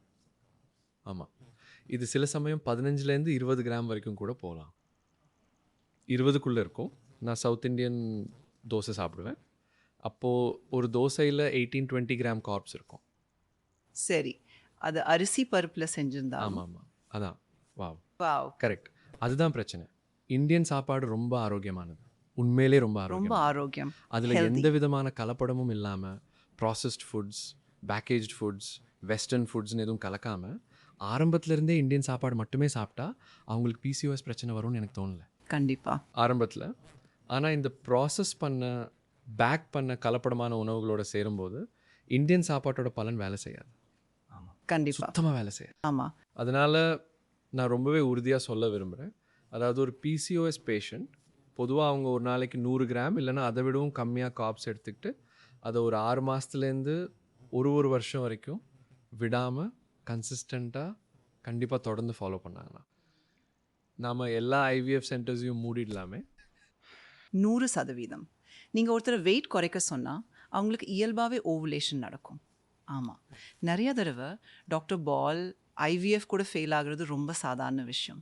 3 சைக்கிள் ஐவிஎஃப் முடிஞ்சும் அது ஃபெயில் ஆகிடும். அப்புறம் வெயிட் குறைஞ்சதும் அவங்க தானாகவே கன்சீவ் ஆவாங்க. அப்போ உள்ள எந்த பிரச்சனையுமே இல்லைன்னு அர்த்தம். ஒரு தடவை அந்த ஹார்மோன் இம்பேலன்ஸ், அதாவது ஹார்மோன் சமச்சீரின்மை ஒருவேளை சரியானா ஓவுலேஷன் இயல்பாகவே நடக்கும். ஈஸியாக கன்சீவ் ஆவாங்க. இது ரொம்ப சாதாரணமாக நடக்கிறது தான். ஆனால் எப்படி இந்த குழந்தையின்மை பிரச்சனை பொதுவாக சிட்டியில் தான் இருக்குது. கிராமத்தில் பாருங்கள், நம்ம அம்மா நம்ம பாட்டிக்கு இந்த மாதிரி பிரச்சனை இல்லவே இல்லை. அவங்க ஓவரீஸ் உண்மையிலேயே நல்லா வேலை செஞ்சு சரியாக ஓவுலேஷன் நடந்து ரொம்ப சந்தோஷமாக இருந்தாங்க. இப்போ எனக்கு சப்போஸ் நான் ப்ராசஸ் ஃபுட் சாப்பிட்டாலும் எனக்கு ஸ்ட்ரெஸ் இல்லைன்னு ஒரு நிலைமையை வச்சுப்போம். ஆமாம், ஆனால் நாங்கள் நிறையா விளையாடுவோம். எங்கள் அம்மா என்னை பார்க்லேருந்து இழுத்துட்டு வீட்டுக்கு கூட்டிகிட்டு போனதுலாம் எனக்கு இன்னமும் நல்லா ஞாபகம் இருக்கு. கரெக்டாக 10 மணிக்கு தூங்கிட்டு காலைல 5 மணிக்கு எந்திரிச்சிடுவோம். அதான் எங்கள் காலத்து வழக்கம் இல்லையா? அப்போது திரும்பவும் நம்ம பழைய சின்ன சின்ன விஷயங்களை ஃபாலோ பண்ணாலே ஹெல்ப் பண்ணுன்னு சொல்கிறீங்க? 100%, 200% கண்டிப்பாக சொல்வேன். ஆனால் ஏதோ XYZ காரணத்துக்காக இதெல்லாம் உங்களால் பண்ண முடியலன்னா கண்டிப்பாக நீங்கள் ஹெல்ப் எடுத்துக்கணும். அதாவது உங்களுக்கு டயபிட்டிஸ் இருக்குது, கொலஸ்ட்ரால் அதிகமாக இருக்குது, ஆனாலும் வீட்டிலே உட்காந்துக்கிட்டு இல்லை நான் இப்படி தான் பண்ணுவேன்னு சொல்லக்கூடாது. நீங்கள் கண்டிப்பாக டாக்டர்கிட்ட போகணும். 2 வழியும் ஃபாலோ பண்ணி தான் ஆகணும்.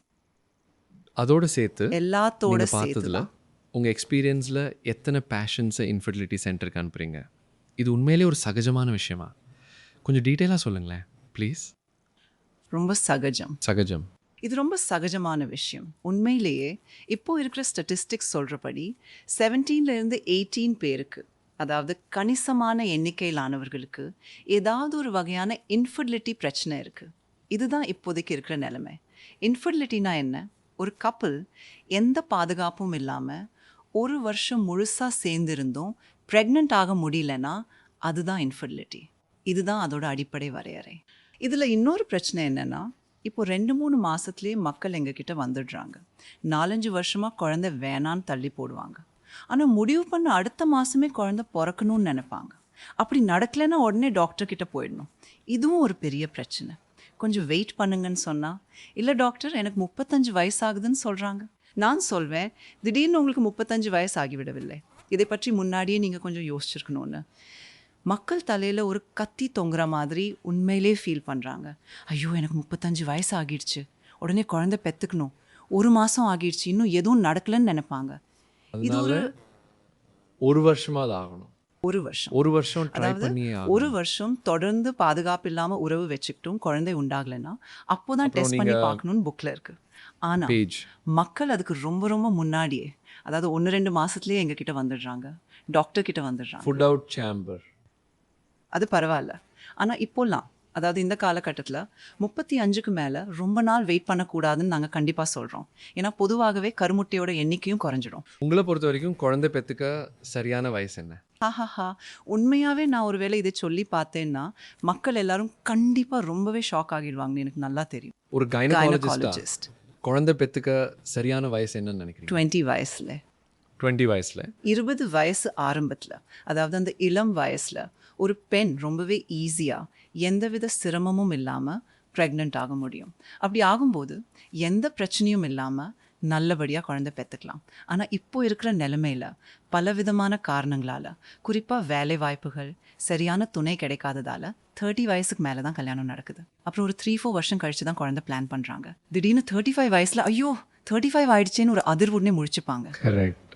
அப்போது 35ன்னு சொல்கிறது அந்த வயசுக்கு மேலே ப்ரெக்னென்ட்டான நிறைய காம்ப்ளிகேஷன்ஸ் வரும் தானே? கரெக்டாக இல்லை அப்படி இல்லையா? முதல் விஷயம் என்னென்னா, ஈஸியாக ரொம்ப சுலபமாக ப்ரெக்னென்ட் ஆகிறதுக்கான வாய்ப்பு அதுதான், அது குறைஞ்சிடும் இல்லையா? ப்ரெக்னென்ட் ஆகிற விஷயத்தில் வயசு தான் உண்மையிலே ரொம்ப முக்கியமான ஒன்றுன்னு பல டேட்டாக்கள் நமக்கு தெளிவாக சொல்லுது. வயசு ஏற ஏற அந்த ப்ரெக்னென்ட் ஆகிற வாய்ப்பு ரொம்பவே குறைஞ்சிடும். அதனால் 35, 34, 33 வயசுன்னு எந்த ஒரு துல்லியமான கணக்கும் இல்லை. வயசு மட்டும்தான் இங்கே ரொம்ப முக்கியமான விஷயம், வேறு எதுவும் இல்லை. இன்றைக்கி நம்ம ரொம்ப கவலையான ஒரு விஷயத்தை பார்க்குறோம். அதுக்கு பேர் ப்ரீமெச்சூர் ஓவேரியன் ஃபெயிலியர். இதனால் பெண்களுக்கு கருமுட்டைகள் சீக்கிரமாகவே தீர்ந்து போயிடுது. நிறைய பேர் பீரியட்ஸ் தள்ளி போச்சுன்னு நம்மக்கிட்ட வருவாங்க. ப்ரெக்னென்சி டெஸ்ட் பண்ணி பார்த்தா அது நெகட்டிவ்னு வரும். அவங்களுக்கு ஏஎம்ஹெச் அப்புறம் எஃப்எஸ்ஹெச் டெஸ்ட் எடுத்து பார்த்தா அது அதிகமாக இருக்கும்.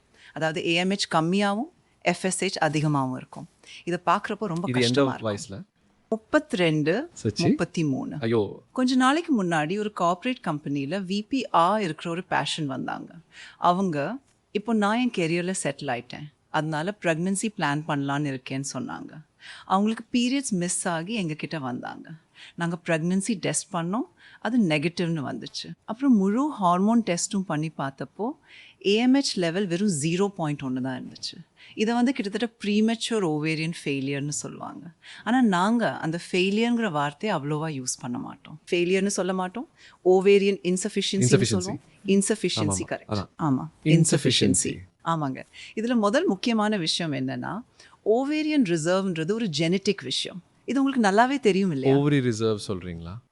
ஓகே, பொதுவாகவே ஒவ்வொரு பெண் குழந்தையும் பிறக்கும் போதே அவங்க ஓவரியில் இவ்வளோ முட்டைகள் தான் இருக்கும்னு ஒரு கணக்கு இருக்குது இல்லையா? இது எல்லாமே இயற்கையாகவே, அதாவது ஜெனட்டிக்காக கண்ட்ரோல் ஆகுது.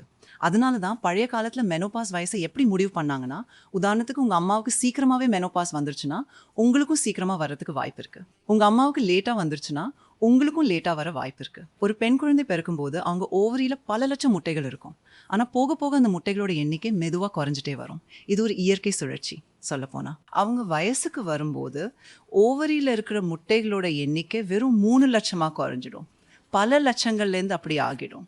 அப்புறம் அவங்க ஒரு 25 வயசில் ப்ரெக்னன்சி பிளான் பண்ணும்போது முட்டைகளோட எண்ணிக்கை வெறும் 40,000 இல்லை 50,000 குறைஞ்சிருக்கலாம். அதனால வயசாக அந்த முட்டைகளோட எண்ணிக்கை ரொம்ப வேகமாக குறைஞ்சிடும். அது மட்டும் அப்போ இல்லாமல் முட்டை எண்ணிக்கை குறையுமா? அது மட்டும் இல்லாமல் நீங்கள் பார்த்தீங்கன்னா ஒவ்வொரு மாதமும் ஒரு முட்டை ஓவலேட் ஆகுதுன்னா அதே நேரத்தில் 10 முட்டைகள் வளர ஆரம்பிக்கும். ஆனால் அதில் ரொம்ப லக்கியான ஒரு முட்டை மட்டும்தான் முழுசாக வளர்ந்து வெளியே வரும். அதனால் உண்மையிலே ஒவ்வொரு சைக்கிள்லையும் நிறையா முட்டைகள் வீணாகி போகுது. இப்போலாம் குறிப்பாக நிறைய சுற்றுச்சூழல் காரணங்களால், அதாவது காற்றுல இருக்கிற மாசு, அப்புறம் பூச்சிக்கொல்லி, மோசமான சாப்பாடு, ஸ்மோக்கிங், ஆல்கஹால்னு பல விஷயங்களால் பெண்கள் அவங்க முட்டைகளை ரொம்ப வேகமாக இழந்துட்டு வராங்க. சொல்லப்போனால் இது இப்போல்லாம் ரொம்ப ரொம்ப சகஜமாக நடக்கிற ஒரு விஷயமா ஆகி போச்சுங்க, நிஜமா. அதனால தான் இப்போல்லாம் எக் ஃப்ரீசிங் பற்றி நாங்கள் ரொம்பவும் பேசுகிறோம். எந்த ஒரு காரணத்துக்காகவாது உங்கள் ப்ரெக்னென்சியை தள்ளி போட நீங்கள் பிளான் பண்ணிங்கன்னா ஒரு 25 இல்லைனா 26 வயசில் கட்டாயமாக டாக்டரை போய் பார்த்து உங்கள் ஏஎம்ஹெச் டெஸ்ட் எடுத்துகிட்டு உங்கள் முட்டைகளை உடனே ஃப்ரீஸ் பண்ணி வச்சுக்கோங்கன்னு நாங்கள் சொல்கிறோம். அப்படி பண்ணினா நீங்கள் 35 இல்லை 40 வயசில் கூட நிம்மதியாக பிளான் பண்ணிக்கலாம். பாருங்கள், இது உங்களுக்கு ரொம்பவே உதவியாக இருக்கும் இல்லையா? இது ஒரு நல்ல வாய்ப்பு தான். அட்லீஸ்ட் உங்களுக்கும் ஒரு ஏன்னா கருமுட்டையோட தரம் ரொம்ப நல்லாயிருக்கும். ஆமாம். பொதுவாக எல்லாரும் கேட்பாங்க, மேடம் நான் 25 வயசில் இதை பண்ணணுமான்னு. அதுக்கு பதில் என்னென்னா, எவ்வளோ சீக்கிரம் பண்ணுறோமோ அவ்வளோ நல்லது. ஏன்னா சீக்கிரமாக பண்ணும்போது நமக்கு நிறையா நல்ல கருமுட்டைகள், அதிக எண்ணிக்கை, நல்ல தரம். அப்புறம் எவ்வளோ காலம்? இதுதான் இப்போ புது கைனகாலஜி. நான் சொன்ன மாதிரி பழைய காலத்தில் இந்த பிரச்சனை இல்லை. குழந்தையின்மை, வெயிட் போடுறது, குறைபாடுகள் அப்போ இல்லை. நீங்கள் சொன்னதை சுருக்கமாக சொல்லணுன்னா, வயசாக ஆக ஓவரீஸ் அப்புறம் ஃபாலிக்கிள்ஸ் குறைய வாய்ப்பு இருக்குது, முட்டைகளோட எண்ணிக்கையும் குறையும். ஸோ சீக்கிரமாக கல்யாணம் பண்ணால் ப்ரெக்னென்சிக்கு நல்ல வாய்ப்பு இருக்குதுன்னு சொல்கிறீங்க. ஆனால் கரியர் க்ரோத் இல்லைன்னா வேறு காரணத்துக்காக தள்ளி போட்டால் அதை க்ரையோபிரிசர்வேஷன் சொல்லுவாங்களா, இல்லை எப்படி சொல்லுவாங்க? அது ஊசைட் ஃப்ரீசிங்னு சொல்லுவாங்க. Oocyte freezing. ஆமாம். ஊசைட் ஃப்ரீசிங் வந்து ரொம்ப ஃப்ரீசிங்கிறது நீங்கள் சொன்ன மாதிரி ஒரு டெக்னிக்கலான வார்த்தைங்க. சாதாரணமாக மக்கள் அதை எக் ஃப்ரீசிங்னு தான் சொல்லுவாங்க. இப்போல்லாம் நாங்கள் எம்ப்ரியோ ஃப்ரீசிங் கூட பண்ணுறோம். அதாவது இவங்க தான் உங்கள் பார்ட்னர்னு உங்களுக்கு நல்லாவே தெரிஞ்சு நீங்கள் ப்ரெக்னன்சியை ஒரு சில காரணங்களுக்காக கொஞ்ச நாள் தள்ளி போடணும்னு நினச்சா உங்கள் எம்ப்ரியோவை ஃப்ரீஸ் பண்ணிக்கலாம். இந்த ஃப்ரோசன் எம்ப்ரியோ வழியாக ப்ரெக்னென்ட் ஆகிறது தான் ஊசைட் ஃப்ரீசிங்கை விட ரொம்பவே பெஸ்ட்டுன்னு சொல்லுவேன். ஏன்னா நிறைய ஊசைட்ஸ் வந்து ஃபர்டிலைஸ் ஆகாமல் கூட போகலாம். அதனால இது ரொம்பவே ஒரு நல்ல ஆப்ஷன். ஸோ இதில் நீங்கள் ஏற்கனவே எம்ப்ரியோவை உருவாக்கி ஃப்ரீஸ் பண்ணிடுறீங்க. அதனால ப்ரெக்னென்ட் ஆகிற வாய்ப்பு ரொம்பவே அதிகம். வருஷங்கள் ஆக ஆக அந்த எம்ப்ரியோ சக்ஸஸ்ஃபுல்லாக ஒரு குழந்தையாக மாறுறதுக்கான வாய்ப்புகள் எப்படி இருக்குது? அதோட ப்ராக்னாசிஸ் என்ன? நல்லா இருக்குமா? அப்படியெல்லாம் இல்லைங்க. அந்த முட்டைகளையும், அதாவது எக்ஸ் ஐயும் எம்ப்ரியோவையும் எந்த ஒரு பிரச்சனையும் இல்லாமல் இன்ஃபினிட்டி வரைக்கும், அதாவது முடிவில்லாமல் ஸ்டோர் பண்ண முடியும். ஆமாங்க, இன்ஃபினிட்டி வரைக்கும்.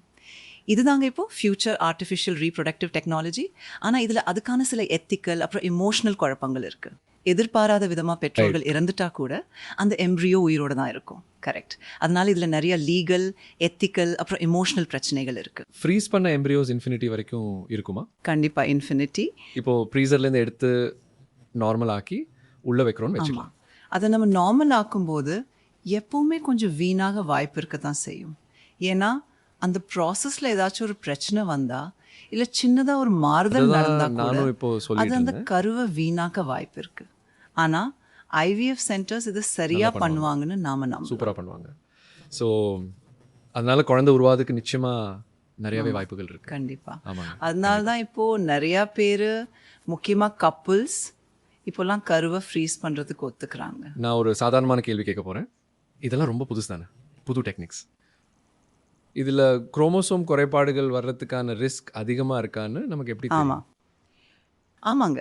இது வரைக்கும் நமக்கு கிடைச்சிருக்கிற டேட்டா, அதாவது தரவுகளை வச்சு பார்க்கும்போது கருவை ஃப்ரீஸ் பண்ணி மாத்திர, அதாவது எஃப்இடி, இந்த முறை மூலமாக பிறந்த குழந்தைகளில் குரோமோசோம் குறைபாடுகளோ இல்லை வேறு எந்த பிறவி குறைபாடுகளோ அதிகமாக இருக்கிறதா நாங்கள் உண்மையிலே கவனிக்கல. ஆனால் நீங்கள் ரொம்ப சரியாக சொன்ன மாதிரி காலம்தான் இதுக்கு முழுமையான பதிலை கொடுக்கும். ஏன்னா இதெல்லாம் இப்போதைக்கு புதுசு. இதெல்லாம் ரொம்பவே இது ஒரு புது டெக்னாலஜி தான்.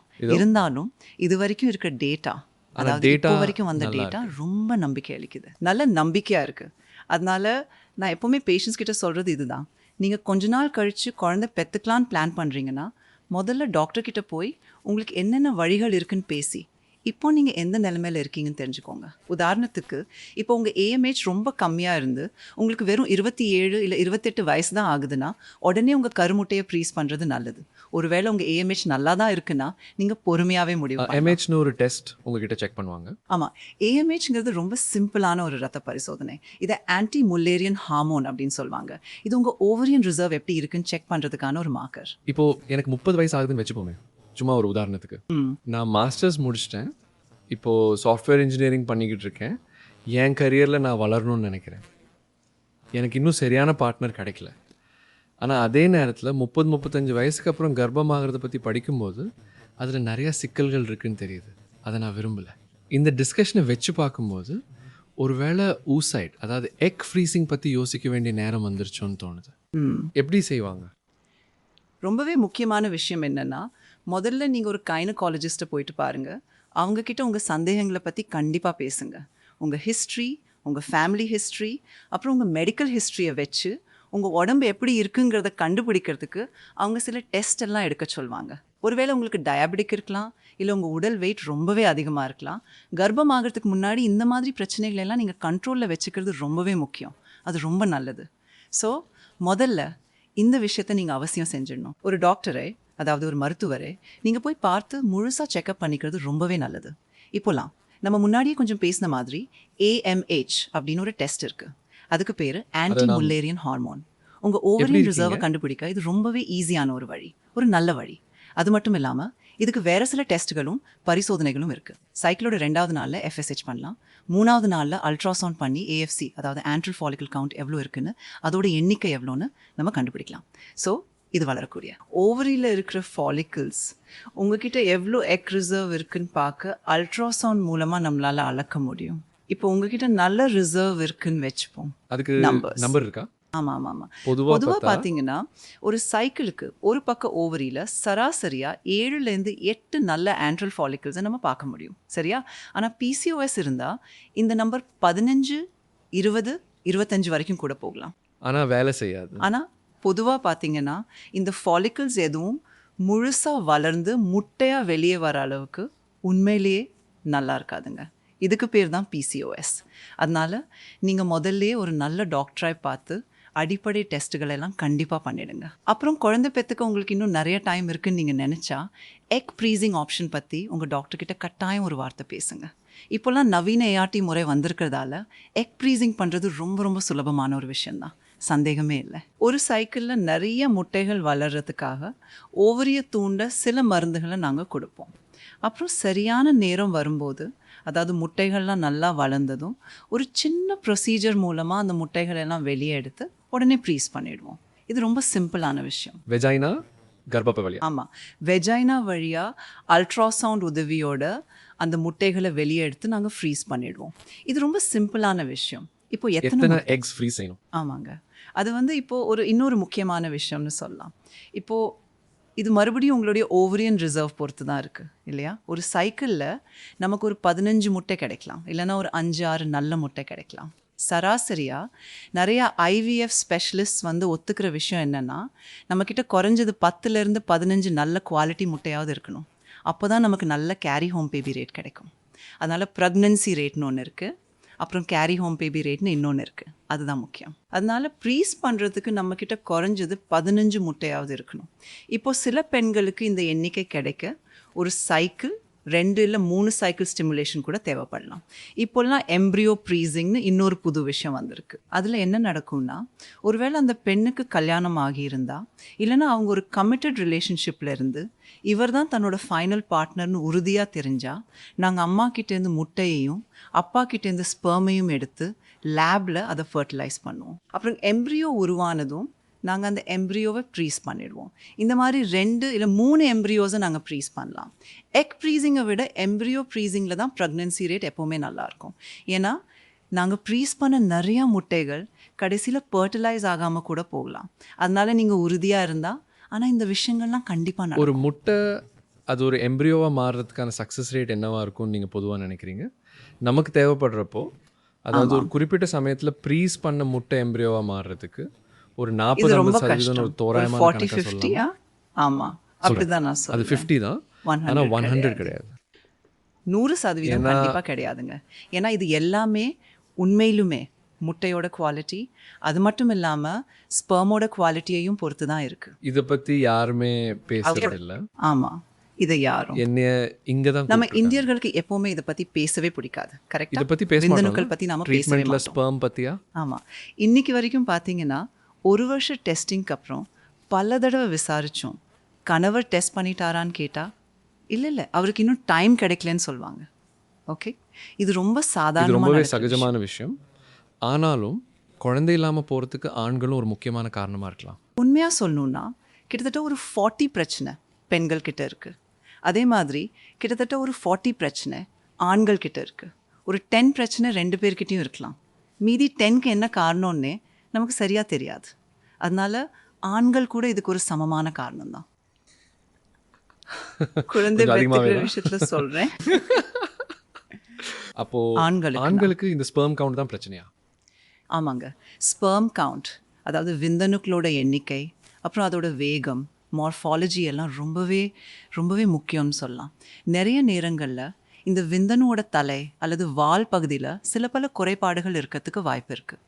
செமென் அனாலிசிஸ் பண்ணும்போது உலக சுகாதார நிறுவனம், அதாவது WHO கொடுத்துருக்கிற அளவுகோல் படி எல்லா முக்கியமான விஷயங்களையும் நாங்கள் செக் பண்ணுவோம். இப்போது இன்னும் அட்வான்ஸ் டெஸ்ட்டுகள், DNA டெஸ்ட் மாதிரியான பரிசோதனைகளும் இருக்குது. அதையும் நாங்கள் கண்டிப்பாக பார்ப்போம். DNA ப்ராக்மெண்டேஷன் இண்டெக்ஸ், DFI எவ்வளோ அதிகமாகுதோ விந்தணுக்களுக்கு அவ்வளோ பாதிப்பு ஏற்படுதுன்னு அர்த்தம். ஸ்மோக்கிங் ஒரு பெரிய புகைக்காதீங்க. இது ரொம்ப பெரிய காரணம். பொண்ணுங்க ஸ்மோக் பண்ணுறதா? கண்டிப்பாக சீக்கிரமே கருமுட்டை குறைபாடு வர்றதுக்கு ஸ்மோக்கிங் ஒரு முக்கிய காரணம், ரொம்ப முக்கிய காரணம். இன்னைக்கு அதுவும் ஒரு பெரிய பிரச்சனையாக இருக்குது தெரியுமா? அதாவது உங்கள் இது வந்து அனுபவத்தில் பொண்ணுங்க ஸ்மோக் பண்ணுறத பார்த்து நிறையவே பார்த்து. முன்னாடியும் இப்படி தான் இருந்ததா? முன்னாடியெல்லாம் அப்படி இல்லை, ஆனால் இன்னைக்கு நிறையா பேர் பண்ணுறாங்க. மக்கள் கூலாக ஃபீல் பண்ணணும்னு நிறையா விஷயங்களை பண்ணுறாங்க. ஆமாம், இது வேப்பிங்கா இல்லை ஸ்மோக்கிங்கான்னு கேட்குறீங்க. ரெண்டும், என் கணிப்புப்படி ரெண்டுமே தான். இது உண்மையிலேயே ரொம்பவே கஷ்டமாக இருக்குங்க, நம்புங்க. ஆல்கஹால் குடிக்கிறவங்கள கூட ஏதோ ஒரு விதத்தில் நம்ம புரிஞ்சுக்கலாம் இல்லையா? ஆனால் இந்த ஸ்மோக் பண்ணுறவங்களோட மனநிலையை என்னால் சுத்தமாக புரிஞ்சிக்கவே முடியல. அவங்க உடம்புல இருக்கிற ஒவ்வொரு செல்லையும் ஸ்மோக்கிங் பெரிய அளவில் பாதிக்கும் நல்லாவே தெரிஞ்சு, உடம்புல இருக்கிற அதில் cell. அப்படி என்ன போதைன்னு தாங்க எனக்கு இன்னும் புரியல. நான் என் பேஷண்ட்ஸ் கிட்ட சொல்வேன், சிகரெட் இல்லை குடிப்பழக்கம், இதில் ஏதாவது ஒன்று விடணும்னா சிகரெட்டை விடுங்க. ஆமாம், கண்டிப்பாக. கண்டிப்பாக சிகரெட் அடிக்கிறதுனால, அதாவது புகைப்பிடித்தல்னால நேரடியாக ரொம்பவே பெரிய டேமேஜ் ஆகுதுன்னு நம்ம சொல்ல முடியுங்க. சிகரெட் விந்தணு எண்ணிக்கை வேகம் குறையுது. அது மட்டும் இல்லாமல் 100% இதில் எந்த சந்தேகமே சந்தேகமும் இல்லை. இல்லை. அப்புறமா இடி, அதாவது விரைப்புத்தன்மை பிரச்சனை பற்றி பேசலாம். இடி பற்றி மக்கள் பொதுவாக வெளியில் பேசுறது இல்லவே இல்லை. இது நிஜமாவே ஒரு ரொம்பவே சாதாரணமான பிரச்சனை தான் தெரியுமா? நாங்கள் பல டெஸ்ட் பண்ணியும் கூட காரணம் கிடைக்கவே கிடைக்காது. அப்புறமா யாராவது வந்து இதுதான் உண்மையான பிரச்சனைன்னு சொல்லுவாங்க. அப்போ தான் நாங்கள் வேற ஒரு கோணத்தில் யோசிப்போம். ஆக்சுவலாக அதை தான் முதல்லே பார்த்துருக்கோம் இல்லையா? பார்க்கணும்லப்பா. அதை தான் நம்ம முதல்ல ஆமாம் ஆமாம். மக்கள் இதை பற்றி பேசுறது இல்லை. அதனால இப்போது இன்டர்நெட் வந்ததுனால உங்கள் பிளாட்ஃபார்ம், என் பிளாட்ஃபார்ம் மூலமாக நான் ரொம்ப சந்தோஷப்படுறேன். இதை பற்றி மனசு விட்டு பேசுகிறதுக்கு நாம் மக்களை என்கரேஜ் பண்ணுறோம். அதாவது இதில் தப்பு எதுவுமே இல்லை, இதில் கொஞ்சம் கூட தப்பு இல்லை. ஓகே, தப்பே இல்லை. அது ஒரு புள்ள அப்படின்னு சொல்லலாம். கணவனும் மனைவியும் 2 பேருமே கண்டிப்பாக கலந்துக்கணும். மக்கள் வரமாட்டாங்க. கண்டிப்பாக இங்கே இருக்கு. ரொம்பவே ஆச்சரியமாக இருக்குது டாக்டர் பால். இந்த சம்பவம் நடந்தது பார்த்தீங்கன்னா ஒரு 2 நாளைக்கு முன்னாடி, இல்லை நேற்று தான் என் ஓபிடியில் 3 பேர் வந்திருந்தாங்க. அதாவது கணவன், அவரோட மனைவி, அப்புறம் மாமியார். சரியா? இல்லை கணவனோட அம்மா, அத்தகாரு. அப்புறம் என்னோட வழக்கம் போல கேட்கக்கூடிய கேள்வி, என்னோட வழக்கமான கேள்வி என்னன்னா, நான் முழு ஹிஸ்ட்ரியையும் கேட்டு முடிச்சதுக்கு அப்புறமா உங்களில் யாராவது சிகரெட் பிடிப்பீங்களான்னு கேட்பேன். உடனே அந்த மாமியார் குறுக்கிட்டு, ஐயோ என் பையன் சிகரெட் குடிப்பான், அவனுக்கு லைஃப்பில் நிறையா ஸ்ட்ரெஸ் இருக்குது, அதனால தான் அவன் குடிக்கிறான். நான் சொன்னேன், கடவுளே, இது FT இருக்குன்னா என் பையன் ஏன் சிகரெட் பிடிக்கிறான்னு அந்த அம்மா நியாயப்படுத்துகிற மாதிரி இருக்குது. இப்போ அந்த சைக்காலஜியை கொஞ்சம் யோசிச்சு பாருங்க. நான் சொன்னேன், அம்மா இதுலையாவது நீங்கள் உங்கள் பையனுக்கு சப்போர்ட் பண்ணாமல் இருக்கணும், ஆனால் நியாயப்படுத்துறீங்க. டாக்டராக வேலை பார்க்குற எங்களுக்கு எவ்வளோ ஸ்ட்ரெஸ் இருக்குன்னு எங்களுக்கே தெரியாது. உங்கள் பையன் IT டிபார்ட்மெண்ட்டில் வேலை பார்க்குறான், அவனுக்கு நிறையா ஸ்ட்ரெஸ் இருக்குது, அதனால தான் சிகரெட் பிடிக்கிறான்னு நீங்கள் சொல்கிறீங்க. அடடா, இது ரொம்ப ஆச்சரியமா இருக்கே. அதனால டாக்டராக இருக்கிற எங்களுக்கு பலவிதமான பிரச்சனைகள் இருக்குது. நீங்கள் எவ்வளோ விஷயங்களை பார்த்துருப்பீங்க இல்லை? நிறையா விஷயங்கள் எனக்கு ஞாபகம் இருக்குது.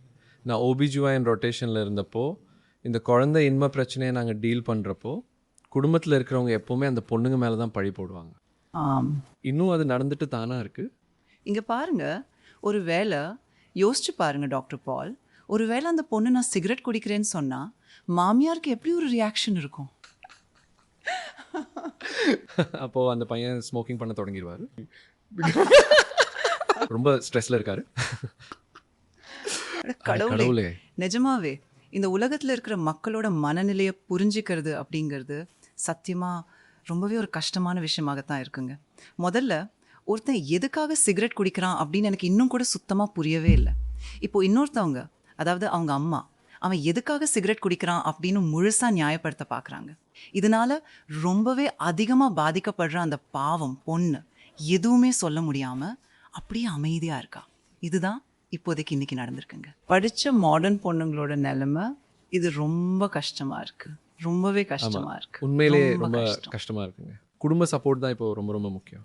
நீங்கள் நாம் ஸ்ட்ரெஸ் அப்புறம் எமோஷ்னல் விஷயங்களை பற்றி பேசணும். ஆமாம். அதனால் இந்த விந்தணுக்கள் குறைபாடு குழந்தை இன்மைக்கு மட்டும் காரணம் இல்லை, அது கருச்சிதைவை ஏற்படுத்தும், பிறவி குறைபாடுகளை ஏற்படுத்தும், இன்னும் நிறைய பிரச்சனைகளை கொண்டு வரும். உங்களுக்கு தெரியும்ல, குழந்தைய வீட்டுக்கு கூட்டிகிட்டு போகிற பிறப்பு விகிதம். ஆமாம். இதை பார்க்குற எல்லாருக்கும் நீங்கள் நல்லா புரிய வைக்கணும். ஏன்னா இதில் ஒரு சின்ன வித்தியாசம் இருக்குது. அதாவது எல்லா கர்ப்பமும் வெற்றிகரமான பிரசவம் ஆகாது. கண்டிப்பாக ஒரு குழந்தைய வீட்டுக்கு தூக்கிட்டு போகிறது, அதாவது உங்கள் வீட்டில் நீங்கள் ஒரு குழந்தைய வச்சுருக்கிறது, இது ரெண்டுக்கும் வெறும் கர்ப்பமாக இருக்கிறதுக்கும் நிறைய வித்தியாசம் இருக்கு. ஆமாம். சொல்லப்போனால் இந்த அபார்ஷன் ஆகிற விகிதம் பார்த்தீங்கன்னா 10-15% வரைக்கும் கூட இருக்கலாம். அப்போது 10-15% கர்ப்பம் கலைய வாய்ப்பு இருக்குது. இது உங்களுக்கு பெரிய நம்பராக தெரியலாம், ஆனால் நிறைய கர்ப்பம் அபார்ஷனில் தான் முடியும். குறிப்பாக முதல் 3 மாதத்தில் அந்த கர்ப்பத்தில் ஏதாவது பிரச்சனை இருந்தால் இப்படி நடக்கும். இது இயற்கையோட விதி. ஒரு குறைபாடு உள்ள கரு வளர்றதை இயற்கை எப்பவும் விரும்பாது. அதனால இயற்கை அந்த கர்ப்பத்தை தடுத்துடும். நாங்கள் பார்த்துருக்கோம், பெண்கள், அதாவது சிகரெட் குடிக்கிற தம்பதிகளுக்கு இந்த அபார்ஷன் ரேட் இன்னும் அதிகமாக இருக்கும். அதனால ஆமாம், கண்டிப்பாக ஒருத்தங்க கர்ப்பமாக ஆகிறதுக்கும் கடைசியாக அந்த குழந்தைய வீட்டுக்கு கூட்டிகிட்டு போகிறதுக்கும் நிறையா வித்தியாசம் இருக்குது. அதனால தான் நான் எங்கேயோ ஒரு இடத்துல படிச்சிருக்கேன், கரு உருவாகிற அந்த சூழ்நிலை அது ரொம்பவே முக்கியம். அப்படின்னா ஒரு நல்ல ரிசல்ட் நமக்கு கிடைக்கணும்னா பெண்கள் கருத்தரிக்கிறப்போ உண்மையிலேயே ரொம்ப ஆரோக்கியமாக இருக்கணும். கண்டிப்பாக. அதனால தான் நான் ரொம்ப தெளிவாக சொன்னேன், நீங்கள் எதிர்காலத்தில் இப்போதைக்கு குழந்தை பெற்றுக்க பிளான் பண்ணலைன்னா கூட உங்கள் உடம்ப ரொம்ப ஆரோக்கியமாக வச்சுக்க இந்த நேரத்தை கண்டிப்பாக பயன்படுத்திக்கோங்க. உங்கள் உடம்ப நல்லா பார்த்துக்கோங்க, ஏன்னா அது ரொம்ப முக்கியம். அப்போ தான் நீங்கள் கர்ப்பமாகலான்னு முடிவு பண்ணுறப்போ உங்கள் BMI சரியாக இருக்கும், உங்கள் சுகர், பிளட் ப்ரெஷர், மற்ற எல்லா விஷயங்களும் சரியான நிலையில் கரெக்டாக எல்லாம் சரியாக இருக்குன்னு வைப்போம். சரி, இப்போ கர்ப்ப காலம் அப்புறம் 20-40 வயசு கட்டத்தெல்லாம் தாண்டி வந்தால் எனக்கு அதிகமாக, அதாவது ரொம்ப அதிகமாக வர்ற கேள்வி மெனோபாஸ் பற்றி தான். அது ஒரு 45-55 வயசுக்குள்ளே நடக்கும் இல்லையா? இப்போல்லாம் பொதுவாக எந்த வயசில் மெனோபாஸ் வருதுன்னு கேட்பாங்க. ஓகே, ஒரு நிமிஷம். இங்கே நான் மறுபடியும் ஒரு தடவை ரொம்ப தெளிவாக சொல்கிறேன். மெனோபாஸ்ன்றது எல்லா பெண்களுக்கும் ஒரே மாதிரி, அதாவது ஒரே நிலையாக இருக்கவே இருக்காதுங்க. பொதுவாக எந்த ஒரு பெண்ணுக்காவது 40 வயசுக்கு முன்னாடியே மெனோபாஸ் வந்துடுச்சுன்னா அதை நாங்கள் ப்ரீமெச்சூர் மெனோபாஸ்ன்னு தான் சொல்லுவோம். அதே சமயம் 40 வயசுக்கு அப்புறம் மெனோபாஸ் வந்தால் அது ரொம்ப சாதாரண விஷயந்தான். ஆனால் இது எல்லாமே உங்கள் மரபணுவை, அதாவது உங்கள் ஜீன்ஸாய் பொறுத்து தான் அமையும். சில பெண்களுக்கு 42 வயசில் கூட மெனோபாஸ் வரலாம். இன்னொரு பெண்ணுக்கு சொல்லப்போனால் 58 வயசு வரைக்கும் கூட தள்ளி போகலாம். பாருங்கள், அப்படி தான் நடக்கும். அது முழுமையாக உங்கள் ஓவரியன் ரிசர்வ், அப்புறம் நீங்கள் உங்கள் கருமுட்டைகளை எவ்வளோ நல்லா கவனமாக பார்த்துக்கிறீங்கிறத பொறுத்து இருக்குது. அதாவது நல்ல சாப்பாடு சாப்பிட்ருக்கீங்களா, எந்த வாழ்க்கை முறை நோய்களும் இல்லாமல் பார்த்துக்கிறீங்களான்னு இருக்குது. சில விஷயங்கள் உண்மையை சொல்லணுன்னா நம்ம கட்டுப்பாட்டில் இருக்காது. யாருக்காவது கேன்சர் வந்திருக்கலாம், அது யாருடைய கட்டுப்பாட்லேயும் இல்லாத ஒரு விஷயம். ஆனால் உங்களை நீங்களே கொஞ்சம் நல்லா பார்த்துக்கொள்வது ரொம்பவே முக்கியம். அதாவது இப்போல்லாம் நம்மளை சுற்றி இருக்கிற பல சுற்றுச்சூழல் காரணங்களால் பெண்கள் அவங்களுடைய கருமுட்டைகளை வேகமாக இழக்கிறாங்கன்னு நான் முன்னாடியே சொன்னேன். இப்போ மாசு இருக்குன்னா நம்மளால் ஒன்றும் பண்ண முடியாது இல்லையா?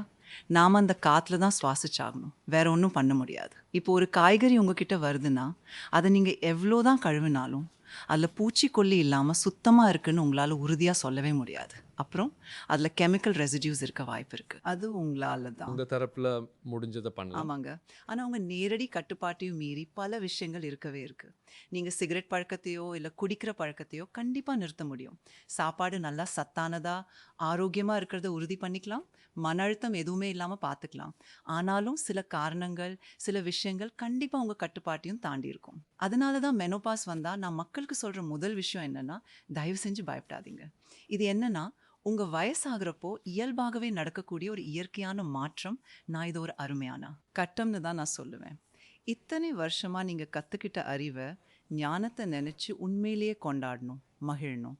ஒரு குடும்பத்தை உருவாக்கி குழந்தைகளை நல்லா வளர்த்து ஒரு துணையோ இல்லை பல துணையோ யாராக இருந்தாலும் இவ்வளோ தூரம் வந்திருக்கீங்க. அதனால் இப்போ திரும்பி பார்த்து பெருமைப்பட வேண்டிய நேரம் இது. பயப்படாதீங்க. ஆனால் இந்த நேரத்தில் பெண்கள் குறிப்பாக அவங்க உடம்பை இன்னும் ரொம்ப ஜாக்கிரதையாக கவனமாக பார்த்துக்கணுங்கிறது முக்கியமான விஷயம். ஒரு பொண்ணு சந்திக்கிற பெரிய விஷயம் இது. 2 ரொம்பவே முக்கியமான விஷயங்கள் இங்கே இருக்குங்க. அதாவது ஆஸ்டியோபோரோசிஸ் அப்படிங்கிற ஒரு சவாலான பிரச்சனை. அப்புறம் 2வது இருதய சம்பந்தப்பட்ட பிரச்சனைங்க. ஈஸ்ட்ரோஜன் ஹார்மோன் தாங்க உங்கள் இதயத்தையும் எலும்பையும் ரொம்பவே திறம்பட பாதுகாக்குது. அதனால் ஒவ்வொரு பெண்ணுக்கும் ஸ்ட்ரென்த் ட்ரைனிங்கிறது அத்தியாவசியமாக ரொம்ப ரொம்ப முக்கியம். இதுதாங்க நம்ம பார்க்குற முதல் விஷயம். ஸ்ட்ரென்த் ட்ரைனிங் ஈஸ்ட்ரோஜனை ஏற்றும் விட இல்லை இல்லை இல்லை மெனோபாஸ் வந்ததும் நீங்கள் உங்கள் எலும்புகளை ஸ்ட்ராங் ஆக்க வேண்டியது ரொம்பவே அவசியம். உங்கள் எலும்பை பாதுகாக்க, உங்கள் எலும்புகளை இப்போ உங்க உடம்புல பாதுகாக்க ஈஸ்ட்ரோஜன் இப்போ உங்களுக்கு ஈஸ்ட்ரோஜன் கிடையாது. நீங்கள் நல்லா ஸ்ட்ரென்த் ட்ரைனிங் பண்ணும்போது உங்கள் தசைகள் நல்லாயிருக்கும், மூட்டுகள் நல்லாயிருக்கும், இதயமும் நல்லாயிருக்கும். இதில் எல்லா வகையிலையும் உங்களுக்கு பெனிஃபிட் இருக்குது. அதனால தான் நான் என் பேஷண்ட்ஸ் கிட்ட எப்போவுமே சொல்கிறது, 25 வயசில் இருக்கிற பொண்ணை விட 45 வயசில் இருக்கிறவங்க அதிகமாக எக்ஸசைஸ் பண்ணணும்னு. கண்டிப்பாக எல்லா பொண்ணுங்களும் பின்பற்ற வேண்டிய ஒரு விஷயம் இது. எக்ஸசைஸ் பண்ணணும், அது ரொம்பவே முக்கியம். ஆனால் இப்போ நீங்கள் இன்னும் ஆக்டிவாக இருக்கணும். உங்கள் சாப்பாட்டில் வைட்டமின் டி, கால்சியம் இருக்கான்னு பார்த்துக்கோங்க. ஸ்ட்ரெஸ்ஸை குறைச்சி, கார்டிசோலை குறைச்சி, உடம்புல வீக்கம், அதாவது இன்ஃப்ளமேஷன் கம்மியாக இருக்கிற மாதிரி பார்த்துக்கணும். இன்ஃப்ளமேஷனோ இல்லை அதிக கார்டிசோலோ இருந்தால் எலும்பு தேய்மானம் வரும்னு நமக்கு நல்லாவே தெரியும். அதனால் ஒரு விஷயம் இன்னொரு விஷயத்தோட கனெக்ட் ஆகிருக்கு. எல்லாமே ஒன்றோட ஒன்று சம்மந்தப்பட்டது தான். மறுபடியும் சொல்கிறேன், உங்கள் உடம்பை நல்லா அசைங்க, கொஞ்சமாக சாப்பிடுங்க, சந்தோஷமாக இருங்க. அப்போது 45 வயசில் இருக்கிறவங்க கண்டிப்பாக அதிகமாக ட்ரைனிங் பண்ணணும்னு ஆமாம், நீங்கள் சொல்கிறீங்க. கண்டிப்பாக. டாக்டர் பால், நான் ஸ்ட்ரென்த் ட்ரைனிங் ஆரம்பித்தேன் 10 வருஷத்துக்கு முன்னாடி. இப்போ எனக்கு 60 வயசு நெருங்கிடுச்சு. எனக்கு 60 வயசு. சீக்கிரம் எனக்கு யங்காக தெரியுறீங்க. எனக்கு கிட்டத்தட்ட 60 வயசு நெருங்கிடுச்சு. ஆனால் என் வாழ்க்கையிலே மெனோபாஸ் காலகட்டம் தான் உண்மையிலேயே ரொம்ப பெஸ்ட்டாக, அதாவது சிறப்பாக இருந்துச்சு. மெனோபாஸ்க்கு அப்புறம் தான் நான் என் வாழ்க்கையில் சிறந்த விஷயங்களை, சில அருமையான விஷயங்களை பண்ணியிருக்கேன். மெனோபாஸ்க்கு அப்புறம் தான் என் ஃபிட்னஸ் ரொம்ப நல்லா இருந்துச்சு. நான் இது சும்மா ஏதோ சொல்லலை. இதை கேட்டு யாராவது ஒருத்தர் மோட்டிவேட் ஆகணும்னு, உத்வேகம் அடையணும்னு நான் உண்மையிலே நினைக்கிறேன். என்னால் ஏன் இதை பண்ண முடியாதுன்னு நீங்கள் ஒருபோதும் சாக்கு சொல்லவே கூடாது. இதை நீங்கள் மனசில் வச்சுக்கணும். நம்ம எல்லாருக்குமே நிறையா சாக்குகள் இருக்கும். டாக்டரா நாங்கள் கூட லேட்டாக வேலை பார்க்குறோம், அது இதுன்னு சொல்லலாம். ஆனால் எப்பவும் சாக்கு சொல்லாதீங்க. ஏன்னா நீங்கள் சாக்கு சொல்லும்போது உங்களை நீங்களே ஏமாற்றிக்கிறீங்க. உங்கள் ஆரோக்கியம் உங்கள் பொறுப்பு. அது வேறு யாருடையதும் கிடையாது. கண்டிப்பாக. நீங்கள் என்ன ட்ரைனிங் பண்ணீங்க? நான் வழக்கமாக வெயிட்ஸ், பேண்ட்ஸ் எல்லாம் வச்சு தான் உடற்பயிற்சி பண்ணுவேன். சரி, நான் ஒரு யோகா டீச்சருங்கிறதால நான் வாரத்தில் 4 நாள் யோகா பண்ணுவேன். மீதி 3 நாள் ஸ்ட்ரென்த் ட்ரைனிங்கும் பண்ணுவேன். ஹாஸ்பிட்டலில் ரொம்ப வேலை இருந்தால் மட்டும்தான் நான் இதை மிஸ் பண்ணுவேன். வேறு வழியே இல்லை. கடவுளே, நீங்கள் பிஸியான surgeon, OBGY, clinic doctor, YouTube, social மீடியாவில் ஆக்டிவாக இருக்கீங்க. இதுக்கும் மேலே ஸ்ட்ரென்த் ட்ரைனிங் பண்ணுறீங்க. இல்லை, இது என்னோடய உடம்பை சரியாக நல்லா வச்சுக்கிறதுக்கான ஒரு முயற்சிங்க. உண்மையாகவே ஒவ்வொரு பொண்ணுமே இதை கண்டிப்பாக புரிஞ்சுக்கணும். நீங்கள் உங்களுக்காக இதை பண்ணணும். என் குடும்பத்தில் இருக்க எல்லாருக்குமே தெரியும், அந்த 1 hour, அதாவது 1 மணி நேரம் என்னை யாரும் தொந்தரவு பண்ணக்கூடாதுன்னு. அந்த அளவுக்கு நான் ரொம்ப உறுதியாக இருப்பேன். இதை பார்க்குற ஒவ்வொரு பொண்ணுக்கும் நான் சொல்கிறது என்னென்னா, தங்களை அவங்க கவனிச்சுக்கிற விஷயத்தில் கொஞ்சம் சுயநலமாக இருக்கிறது ரொம்ப முக்கியம். அது ரொம்ப ரொம்ப முக்கியங்க. அதில் என்ன தப்பு? ஒரு ஆம்பளை போய் உடற்பயிற்சி பண்ணலான்னா ஏன் ஒரு பொண்ணால் இதை பண்ண முடியாது? ஆமாங்க, கண்டிப்பாக. என்னப்பா, அவங்க தான் நிறைய வேலை பார்க்குறாங்க. ஆமாம், நிச்சயமாக. அதனால இது ரொம்ப ரொம்ப முக்கியம். நான் சொன்ன மாதிரி அளவாக சாப்பிடுங்க, கொஞ்சமாக சாப்பிடுங்க. உங்கள் உடம்புக்கு அவ்வளோ சாப்பாடு தேவையில்லை. நிஜமாக சொல்ல போனால் உங்களுக்கு அந்த அளவுக்கு தேவையில்லை. கரெக்ட். ஆனால் நம்ம சாப்பிட வேண்டிய அளவை விட ரொம்பவே அதிகமாக சாப்பிட்றோன்னு சொல்கிறோம்ல, அது ஒரு பக்கம். அது மட்டும் இல்லாமல் உடம்புக்கு ஆகாததையும் நாம் சாப்பிட்றோம். அதையும் தப்பான நேரத்தில் சாப்பிட்றோம். அப்புறம் பாவம் உடம்பு என்னதான் பண்ணும்? உடம்பு கண்டிப்பாக கொலாப்ஸ் ஆகிடும். அதாவது நீங்கள் யோகா பண்ணுறீங்க, செல்ஃப் ட்ரைனிங் பண்ணுறீங்க, உங்கள் வயசோட பார்த்தா ரொம்பவே இளமையாக இருக்கீங்க. அதனால் உங்களை ஃபாலோ பண்ணோன்னா மெனோபாஸ் காலத்தை நல்லபடியாக சமாளிக்கலாம் அப்படிங்கிறதுக்கு நீங்கள் தான் ஒரு மிக சிறந்த வாழும் உதாரணம். ஆமாம், இது நல்லதோ கெட்டதோன்னு எனக்கு இன்னும் சரியாக தெரியவே இல்லைங்க. ஆனால் எனக்கு 41 வயசுலேயே மெனோபாஸ் வந்துருச்சு. இப்போ கிட்டத்தட்ட 17-18 வருஷம் ஆச்சு. நான் நல்லா தான் இருக்கேன், உண்மையில் ரொம்ப நல்லா இருக்கேன். ஆமாம், மெனோபாஸ் அப்போது இந்த ஹாட் ஃப்ளாஷஸ் வரும்னு சொல்கிறாங்களே, இது எல்லாருக்கும் வர ஒரு சாதாரண விஷயமா? கண்டிப்பாக வரும். ஆனால் ஒரு விஷயம் என்னென்னா, இது எல்லா பெண்களுக்கும் ஒரே மாதிரியாக, அதாவது ஒரே இன்டென்சிட்டியில் இந்த ஹாட் ஃப்ளாஷஸ் வரும்னு நம்ம சொல்லிட முடியாது. ஏன்னா அது உண்மையிலே ஆளுக்கு ஆள் மாறும். சரி, இது ஏன் வருதுன்னு பார்த்தீங்கன்னா, நம்ம உடம்புல அந்த ஈஸ்ட்ரோஜன்கிற ஹார்மோன் அளவு கொஞ்சமாக குறையும் போது அது நம்ம உடம்போட தெர்மோஸ்டாட்டை, அதாவது அந்த உடல் வெப்பநிலையை கட்டுப்படுத்தும் அமைப்பை டிஸ்டர்ப் பண்ணிடுது. ஆமாம், இதுதான் அதுக்கான காரணம். அதனால சில பேருக்கு இது ரொம்பவே கஷ்டமாக இருக்கும். அவங்களால வேலை கூட செய்ய முடியாது. எப்பவும் ஃபேன் காற்றுலேயே இருப்பாங்க. நைட்டில் ரொம்ப வியர்க்கும்.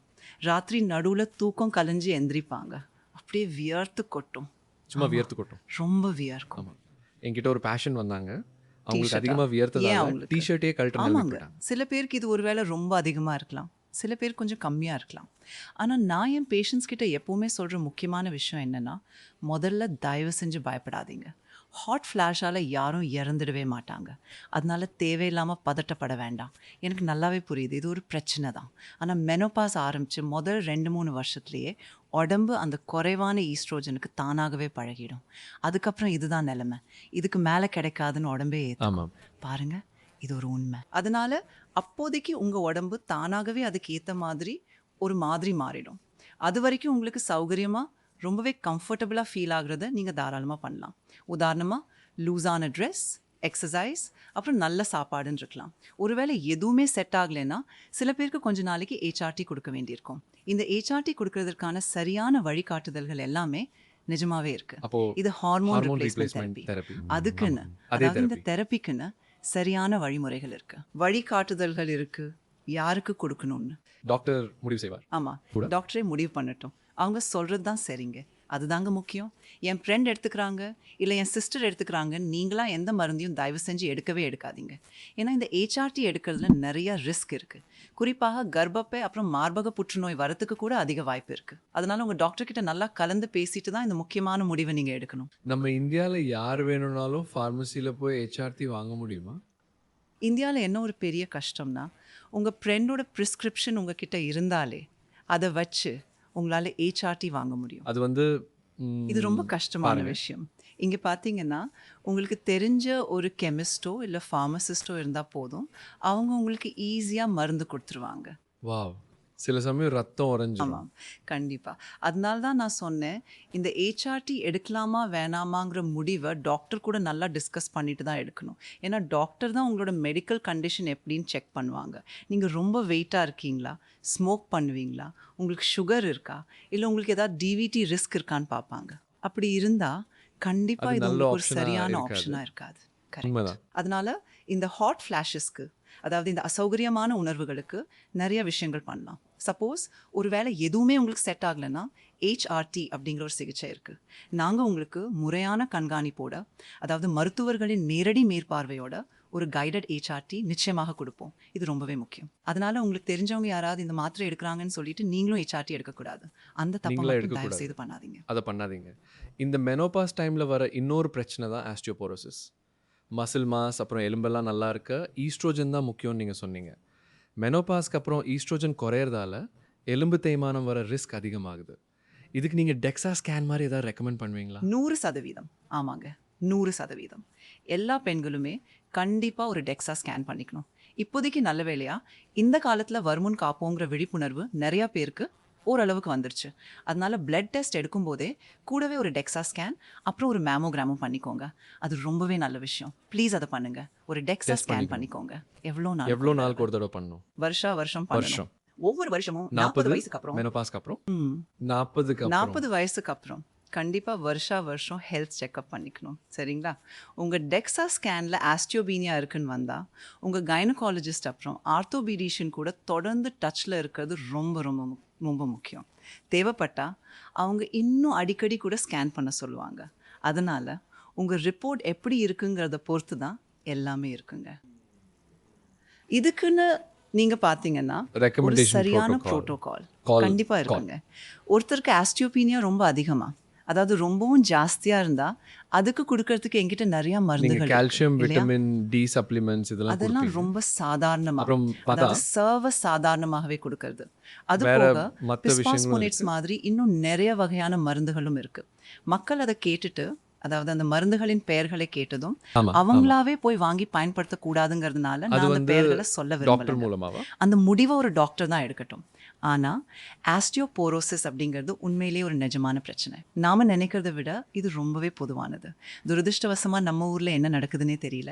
இது ஒரு கவலையான விஷயம். யூஎஸில் ஒரு பெண்ணுக்கு சாதாரணமாகவே எலும்பு முறிவு ஏற்பட்டு அவங்க ஹாஸ்பிட்டலுக்கு வரும்போது ஒரு டெக்ஸா ஸ்கேன் இல்லைன்னா எக்ஸ்ரே எடுத்து பார்த்துட்டு தான் அவங்களுக்கு ஆஸ்டியோபீனியா அதிகமாக இருக்குன்னே கண்டுபிடிக்கிறாங்க. அதனால நீங்கள் தயவு செஞ்சு உங்களை நல்லா பார்த்துக்கோங்க. ஆஸ்டியோபோரோசிஸ் வர்றதுக்கு புகைப்பிடிக்கிறதும் ஒரு முக்கிய காரணம். கண்டிப்பாக. நான் அமெரிக்காவில் நடந்த ஒரு உதாரணத்தை சொல்கிறேன். அங்கே 2 பேஷண்ட்ஸ் இருந்தாங்க.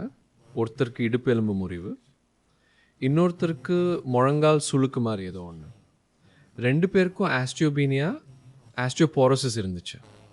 அதில் ஒரு பேஷண்ட் இந்தியாவை சேர்ந்தவங்க, 20 வருஷத்துக்கு முன்னாடி வந்தவங்க. இன்னொருத்தவங்க அங்கேயே இருக்கிற ஒரு வெள்ளைக்கார பெண். 2 பேருக்கும் ஒரே வயசு, ஒரே மெனோபாஸ் அறிகுறிகள் தான். ஆனால் அந்த வெள்ளைக்கார பெண் சீக்கிரம் முழங்கால் சுளுக்குலேருந்து குணமாயிட்டாங்க. 2 பேருமே ஒரே மாதிரி தான் கீழே விழுந்தாங்க. சரி, ஃபேட்டி லிவர் அது இதுன்னு நிறைய பிரச்சனை இருந்ததால் நான் இதை பற்றி பேசிகிட்டு இருந்தேன்.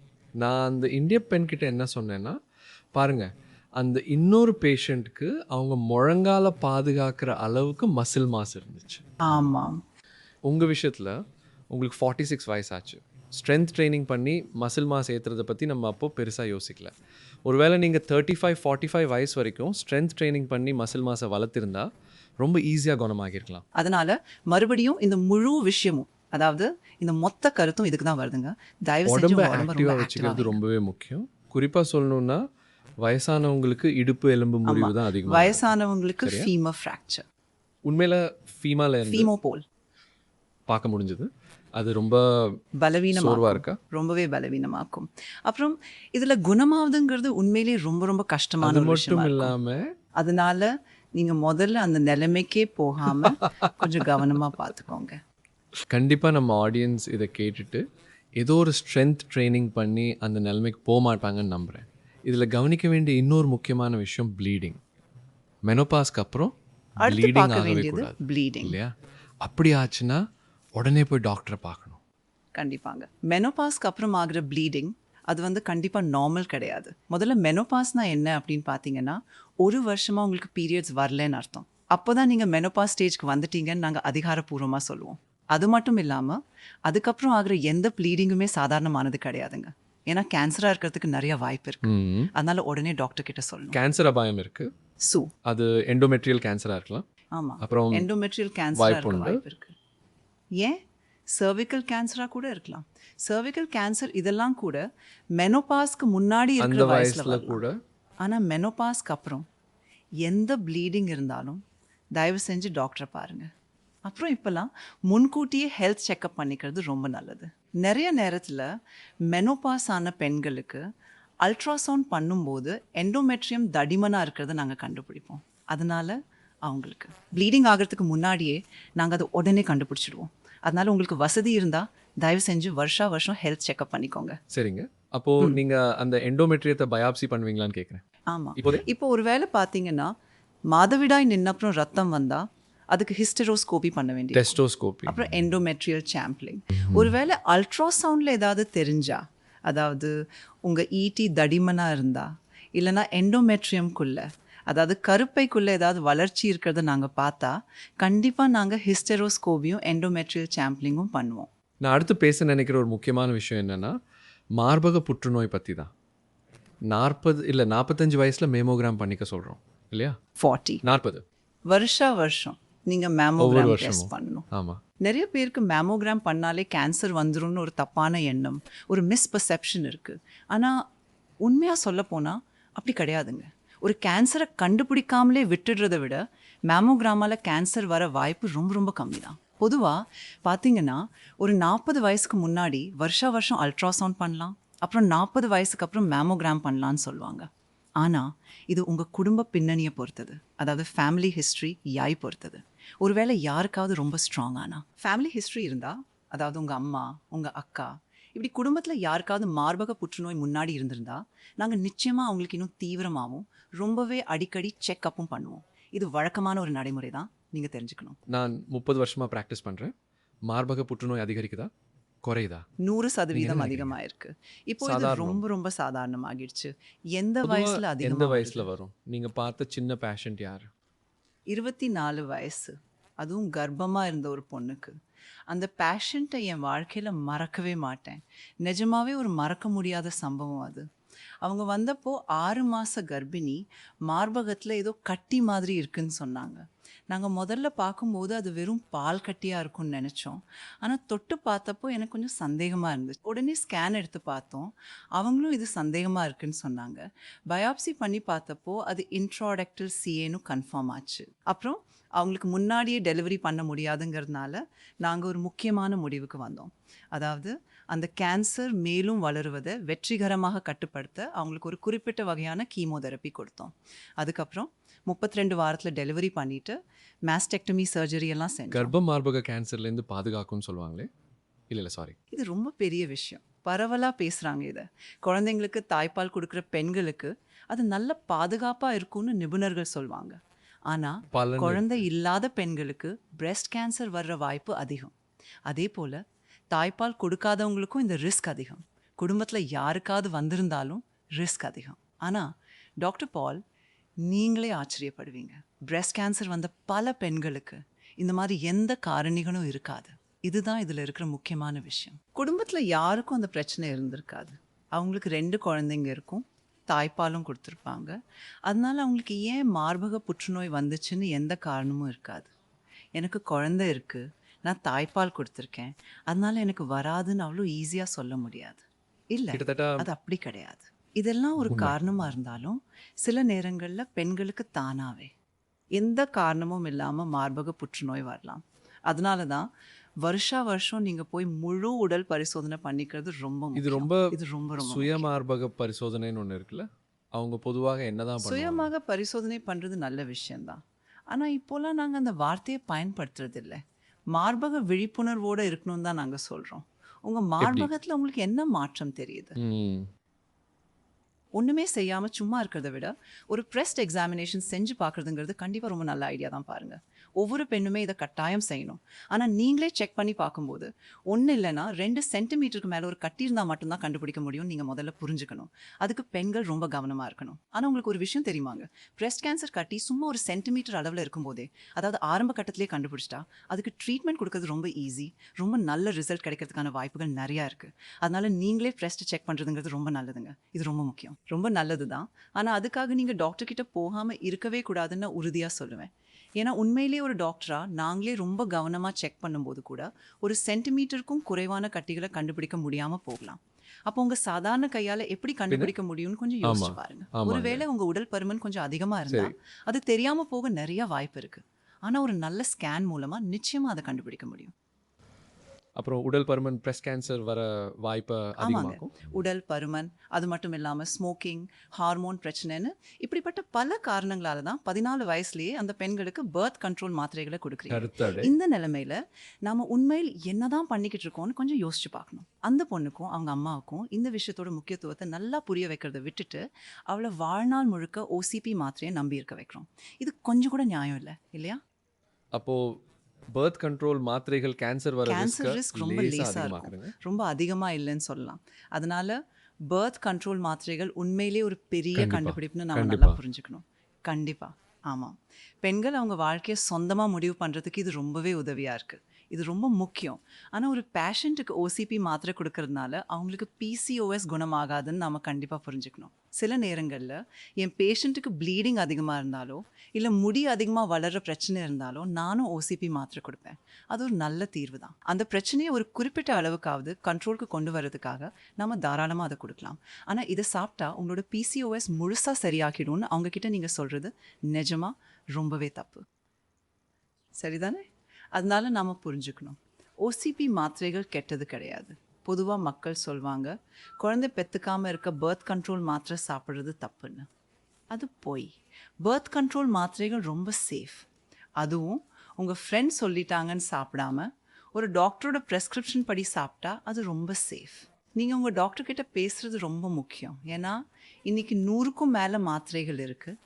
எந்த மாத்திரை உங்களுக்கு செட் ஆகும்னு டாக்டர் முடிவு பண்ணி உங்களுக்கு கொடுப்பார். மாத்திரை உங்களுக்கு. கண்டிப்பாக இதை பற்றி பேசுகிறப்போ இப்போது மக்கள் அதிகமாக ஃபாலோ பண்ணுற கருத்தடை முறை பற்றி கொஞ்சம் தெரிஞ்சுக்கலான் இருந்தேன். அது கருப்பைக்குள்ளே வைக்கிற டிவைஸ் தானா? இல்லை அப்படி கிடையாது. எந்த ஒரு கருத்தடை முறையும் பெஸ்ட்டான முறை கிடையாதுங்கிறத நம்ம புரிஞ்சுக்கணும். என்றைக்காவது ஒரு நாள் யாராவது பெஸ்ட்டான ஒரு கருத்தடை முறையை கண்டுபிடிச்சாங்கன்னா அவங்களுக்கு நோபல் ப்ரைஸே கிடைக்கும். சொல்லப்போனால் அதை விட பெரிய அவார்டே கிடைக்கும். அதனால ஒவ்வொரு கருத்தடை முறையிலையும் அது ஆணுரை இல்லை பெண்ணுரை மாதிரி பேரியர் மெத்தடாக இருக்கலாம், இல்லை கருத்தடை மாத்திரைகளாக இருக்கலாம், இல்லை IUD, அப்படி இல்லைன்னா நிரந்தர கருத்தடை, அப்புறம் ரிங்ஸ், பெசரிஸ் அப்படின்னு எக்கச்சக்கமான முறைகள் இருக்குது. இது எல்லாத்துக்குமே ஒவ்வொன்றுக்கும் சில ப்ளஸ் மைனஸ் இருக்குது. உங்களுக்கு எது செட் ஆகும்னு டாக்டர் தான் முடிவு பண்ணுவார். கண்டிப்பாக உங்களோட விருப்பம், உங்களோட மெடிக்கல் ஹிஸ்ட்ரி இதெல்லாம் மனசில் வச்சு தான். அதனால் எந்த மாத்திரையையும் சும்மா அப்படியே எடுத்துக்காதீங்க. IUDக்கு நீங்கள் கண்டிப்பாக டாக்டர்கிட்ட தான் போகணும். காண்டம் நீங்களே முடிவு பண்ணி யூஸ் பண்ணலாம். ஆனால் திரும்பவும் சொல்கிறேன், அது ரொம்ப பொறுப்பாக யூஸ் பண்ணுங்கள். கவனமாக சரியான முறையில் யூஸ் பண்ணுங்கள்.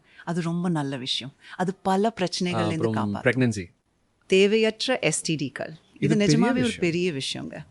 STD வராமல் தடுக்க இது ஒரு சிறந்த வழின்னு சொல்லலாம். அதனால் தயவுசெய்து பொறுப்பாக இருங்க, நல்லா தெரிஞ்சுக்கோங்க. சொல்லப்போனால் நாங்கள் மைத்ரி ஆரம்பித்தப்போ அதோட ஒரு முக்கிய நோக்கமே இதுதான். நம்ம ஹெல்த்தை நம்ம கண்ட்ரோலில் வச்சுக்கிறது ரொம்ப முக்கியம். விஷயங்களை நல்லா தெரிஞ்சுக்கோங்க, அதுவும் சரியான இடத்துலேருந்து கற்றுக்கோங்க. ஏதோ ஒரு XYZன்னு சொல்கிறவங்க கிட்டேருந்து இல்லாமல். இன்ஃப்ளூயன்சர் சொல்கிறாங்கன்னு சொல்லி தயவு செஞ்சு கேட்காதீங்க ப்ளீஸ். ஏன்னா உண்மையாக சொல்லப்போனால் அவங்களுக்கு அதை பற்றி இன்னும் அவ்வளோவா தெரிஞ்சிருக்காது. அது நிச்சயம். எனக்கு எல்லார் மேலேயும் ரொம்ப மரியாதை இருக்குது.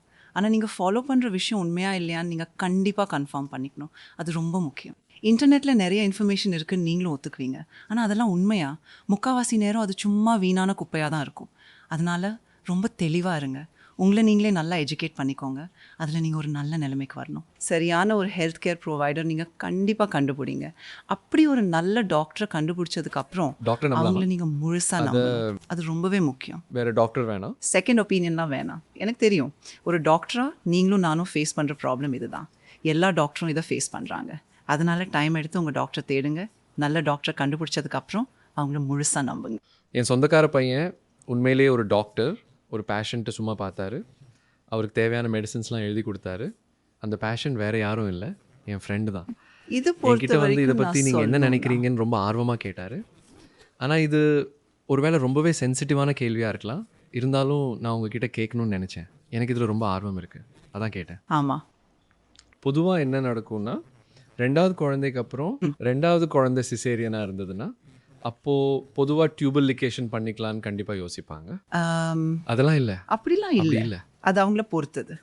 அதாவது இது ஒரு நான் என்ன சொல்கிறது, அது குழந்தை பெற்றுக்கிறதுல அவங்களுக்கு இருக்கிற உரிமை. முடிவு பண்ண குடும்பத்தில் எல்லாரும் பேசி இனிமேல் குழந்தை வேணான்னு முடிவு பண்ணிட்டாங்க. ஆமாம், நிறைய பேர் அதை பண்ணிக்கிட்டு இருக்காங்க. நிறைய பேர் பண்ணிக்கிறதும் இல்லை. அது முழுசாக அவங்களோட முடிவு. ஆனால் 2வது சிசேரியன் அப்போது ஸ்டெரிலைசேஷன் பண்ணுறது ரொம்ப நல்ல ஐடியா. அது ஒரு நல்ல ஐடியா. எது நடந்தாலும் சரி, 3வதா ஒரு குழந்தை வேணான்னு நீங்கள் ரொம்ப உறுதியாக இருந்தீங்கன்னா நம்ப முடியுது, நம்மளால் ரீகேனலைசேஷன் சர்ஜரி கண்டிப்பாக பண்ண முடியும். ஆனால் அதோட சக்ஸஸ் ரேட் பார்த்தீங்கன்னா அவ்வளோ நல்லா இருக்காது. அதனால் பொதுவாக இந்த மாதிரி ஒரு நிரந்தரமான முடிவை எடுக்கும்போது கொஞ்சம் நல்லா யோசித்து முடிவு எடுக்கிறது ரொம்ப முக்கியம். எனக்கு ரொம்ப ஆர்வமாக இருந்த விஷயம் என்னென்னா, இந்த வாசெக்டமி இதை பண்ணுறாங்களா, ரெக்கமெண்ட் பண்ணுறாங்களா? அதாவது மக்கள் இதை ஒரு வாய்ப்பாக ஏற்றுக்கிறாங்களா? இந்தியாவில் ரொம்ப கம்மி. ஆமாம், ரொம்பவே கம்மி. மறுபடியும் மக்கள்கிட்ட இதுக்கு பெரிய தயக்கம் இருக்குது. அதாவது உங்களுக்கு தெரியும்ல, இது பெண்களுக்கு எதிரானது, அதாவது ஆமா தெரியும். ஒரு ஆம்பளை ஒரு இந்த ஆம்பளை இந்த ஆபரேஷனை ஆபரேஷனை பண்ணிக்க பண்ணிக்க கூடாதுன்னு நினைக்கிறாங்க. கரெக்ட். அதனால வசெக்டமி பண்றது உண்மையில சொல்ல போனா பாத்தீங்கன்னா ரொம்ப ரொம்ப கம்மி, ரொம்பவே கம்மி.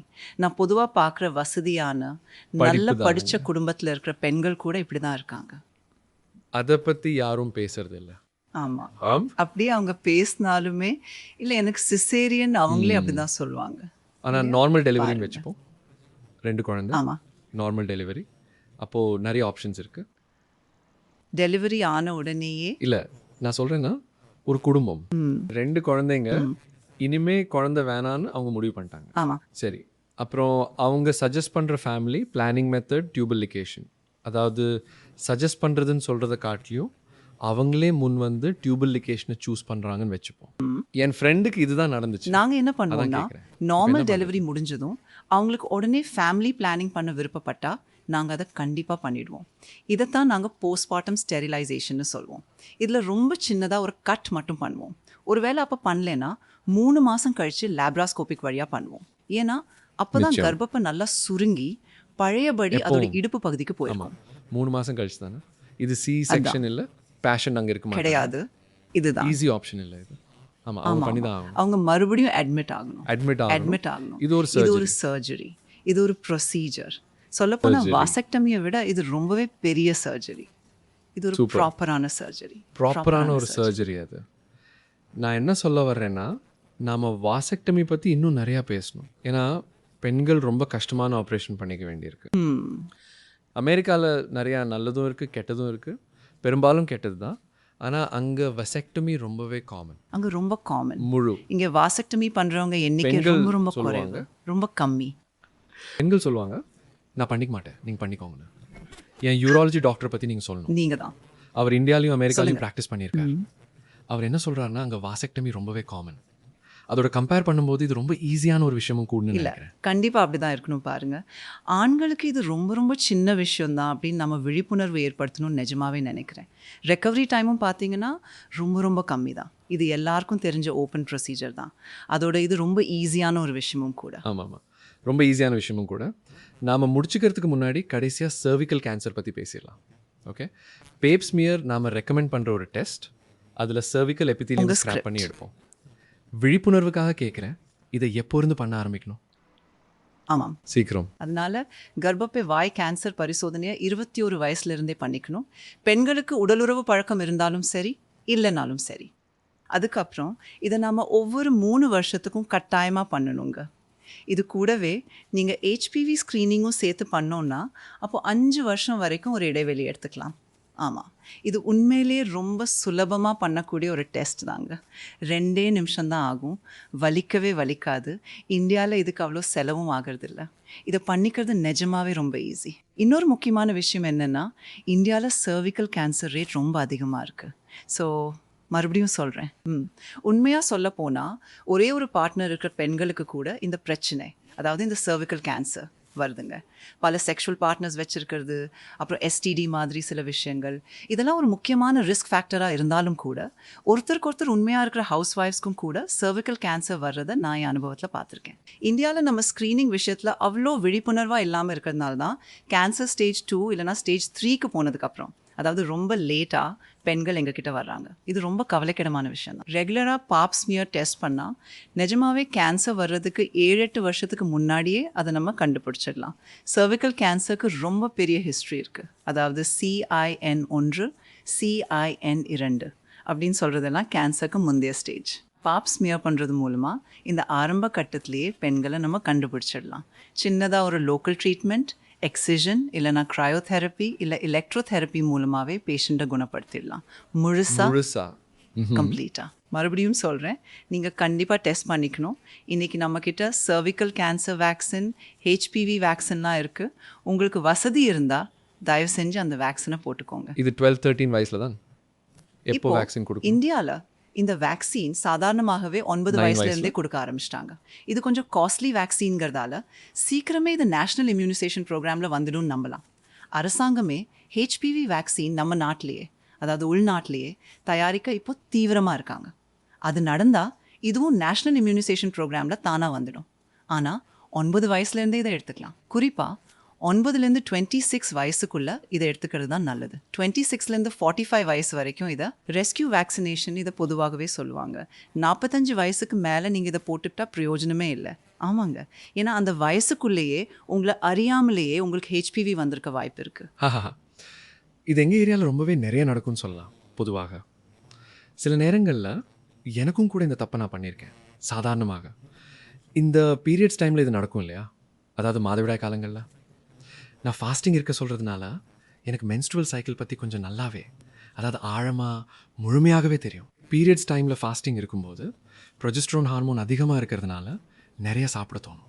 சில சமயங்களில் என்ன நடக்குதுன்னா, நான் என்ன ஃபீல் பண்ணுறேன்னா, மென்டல் ஹெல்த் பிரச்சனைகளை பெண்கள்கிட்ட அவ்வளோ சீரியஸாக எடுத்துக்கிறது இல்லை. ஏன்னா பீரியட்ஸ் டைம்னால தான் அப்படி இருக்காங்கன்னு மக்கள் சாதாரணமாக நினச்சிடுறாங்க. ஆமாம், இது கரெக்ட் தான். அவங்களுக்கு பிஎம்எஸ் இருக்கும் போல இருக்கு இல்லையா? பிஎம்எஸ் இது எவ்வளோ காமனாக நடக்குது? ஆமாம், இது சகஜம்தான் அப்படின்னு சொல்லலாம். துரதிர்ஷ்டவசமாக, ரொம்ப துரதிர்ஷ்டவசமாக பொண்ணுங்க ஒவ்வொரு கட்டத்துலேயும் அவங்க வாழ்க்கையில் ஒவ்வொரு படியிலையும் பாகுபாட்டை சந்திக்கிறாங்க. உடல் அளவுலேயும் அவங்க நிறைய சமாளிக்க வேண்டியிருக்கு, சமுதாயத்துலேயும் அவங்க நிறைய விஷயங்களை சமாளிக்கிறாங்க. அதுதான் உண்மையான நிலைமை. ஆனால் இப்போது பெண்கள் அவங்க உரிமைக்காக குரல் கொடுக்குறாங்க. பாருங்கள், இது நான் சும்மா சொல்கிற பிரச்சனை கிடையாது. அதாவது இது ஒரு உண்மையான நிலவரம். இது நிஜமாக நடக்கிற விஷயங்க. கண்டிப்பாக இது நிஜமாகவே நடக்குது. ஏன்னா நம்ம உடம்புல நடக்கிற ஹார்மோன் மாற்றங்கள் மூளையில் இருக்கிற ரசாயனங்களோடு சேர்ந்து சில முக்கியமான மாற்றங்களை ஏற்படுத்துது. இதனால் உங்கள் மூட் ரொம்பவே சென்சிட்டிவ் ஆகிடும். அப்புறம் கோபம், எரிச்சல், மன உளைச்சல், இந்த மாதிரி விஷயங்கள்லாம் வரும். அதனால இது நிஜமான ஒன்று. இது யாரும் சும்மா சொல்லலை. இது ஒரு உண்மையான பிரச்சனைங்க. இதுக்கு கண்டிப்பாக சரியான ட்ரீட்மெண்ட் தேவை. இது நல்லபடியாக குணப்படுத்தவும் முடியும். அதனால டாக்டர் உதவி வேணும். ஆமாங்க, கண்டிப்பாங்க. இதில் நீங்கள் பார்த்தீங்கன்னா நிறையா விதமான நிலைகள் இருக்குதுங்க. இது ஒரு ப்ரீமென்ஸ்ட்ருவல் சிண்ட்ரோமாக இருக்கக்கூடிய வாய்ப்பு இருக்குது. இல்லைனா பெண்களுக்கு உண்மையிலுமே நிறைய மன உளைச்சலை தரக்கூடிய ஒரு டிஸ்போரிக் டிஸார்டராக கூட இருக்கலாங்க. அதனால் உங்களுக்கு அந்த அளவுக்கு ஒரு பாதிப்பு இருக்குதுன்னு தோணுச்சுன்னா தயவுசெய்து வெயிட் பண்ணாதீங்க, உடனே டாக்டரை பாருங்கள். இந்த பிரச்சனையை சமாளிக்கிறதுக்கு நிறைய சப்ளிமெண்ட்ஸ், அப்புறம் நிறையா ஹார்மோன் மாத்திரைகளை நாங்கள் கொடுக்க முடியுங்க. அப்புறம் மறுபடியும் ஒரு முறை சொல்கிறேங்க, இந்த மாதிரி பிரச்சனைகள், அதாவது இந்த ப்ரீமென்ஸ்ட்ருவல் சிண்ட்ரோம், அதாவது பிஎம்டிடியானு நாம் சொல்கிறோமே, இதில் கொஞ்சம் மன ரீதியான சம்பந்தமும் இருக்குதுன்னு நாம் நிச்சயமாக சொல்ல முடியும். ஏன்னா இந்த பிரச்சனை இருக்கிற பெண்கள் இந்த மாதிரி விஷயங்களை ரொம்ப அதிகமாக ஃபேஸ் பண்ணுவாங்க. உதாரணத்துக்கு சொல்லணுன்னா, பிஎம்எஸ் பிரச்சனை இருக்கிற பெண்களுக்கு போஸ்ட்மார்ட்டம் டிப்ரெஷன் அதிகமாக வர வாய்ப்பு இருக்குது. இப்போது இது ஒரு ரொம்ப முக்கியமான பாயிண்ட். அதாவது அடிப்படையில் நரம்பியல் மாற்றங்கள்லாம் இருக்குதுன்னு தான் சொல்லணும். கண்டிப்பாக இருக்குது. ஆனால் அதையும் தாண்டி இது யாருமே அவங்களா கற்பனையாக சொல்கிற விஷயம் கிடையாது. அவங்களா சொல்கிறது இல்லை. இது ஒவ்வொருத்தருக்கும் மாறுபடுற ஒரு உண்மையான விஷயம். இதுக்கு சரியான மருத்துவ உதவி தேவை. அருமை, ரொம்ப அருமையான டிஸ்கஷன். ஒரு கேஸ்ட்ரோஎன்ட்ராலஜிஸ்ட்டுக்கு புதுசா எனக்கு தெரிஞ்சதெல்லாம் வயிறும் குடலும் தான். நீங்கள் பண்ணுறது ரொம்ப நல்ல விஷயம், ரொம்ப சூப்பராக பண்ணுறீங்க. பெண்களுக்காக மைத்ரின்னு ஒரு ஆன்லைன் பிளாட்ஃபார்ம் ஆரம்பிச்சிருக்கீங்க. அது எதை? நான் மைத்ரியை ஆரம்பித்து கிட்டத்தட்ட 3 வருஷத்துக்கும் மேலே ஆகிடுச்சுங்க. உண்மையிலே சொல்ல போனால் சும்மா ஒரு சின்ன பரிசோதனையாக தான் இதை நான் அப்போ தொடங்கினேன். இது எப்படி போகுதுன்னு பார்க்கலான்னு. எப்படி வளருது பார்ப்போம். அதிர்ஷ்டவசமாக நிறையா பேர் ரொம்பவே நல்லா ரெஸ்பாண்ட் பண்ணாங்க, அதாவது நேர்மறையாக பங்களிச்சாங்க.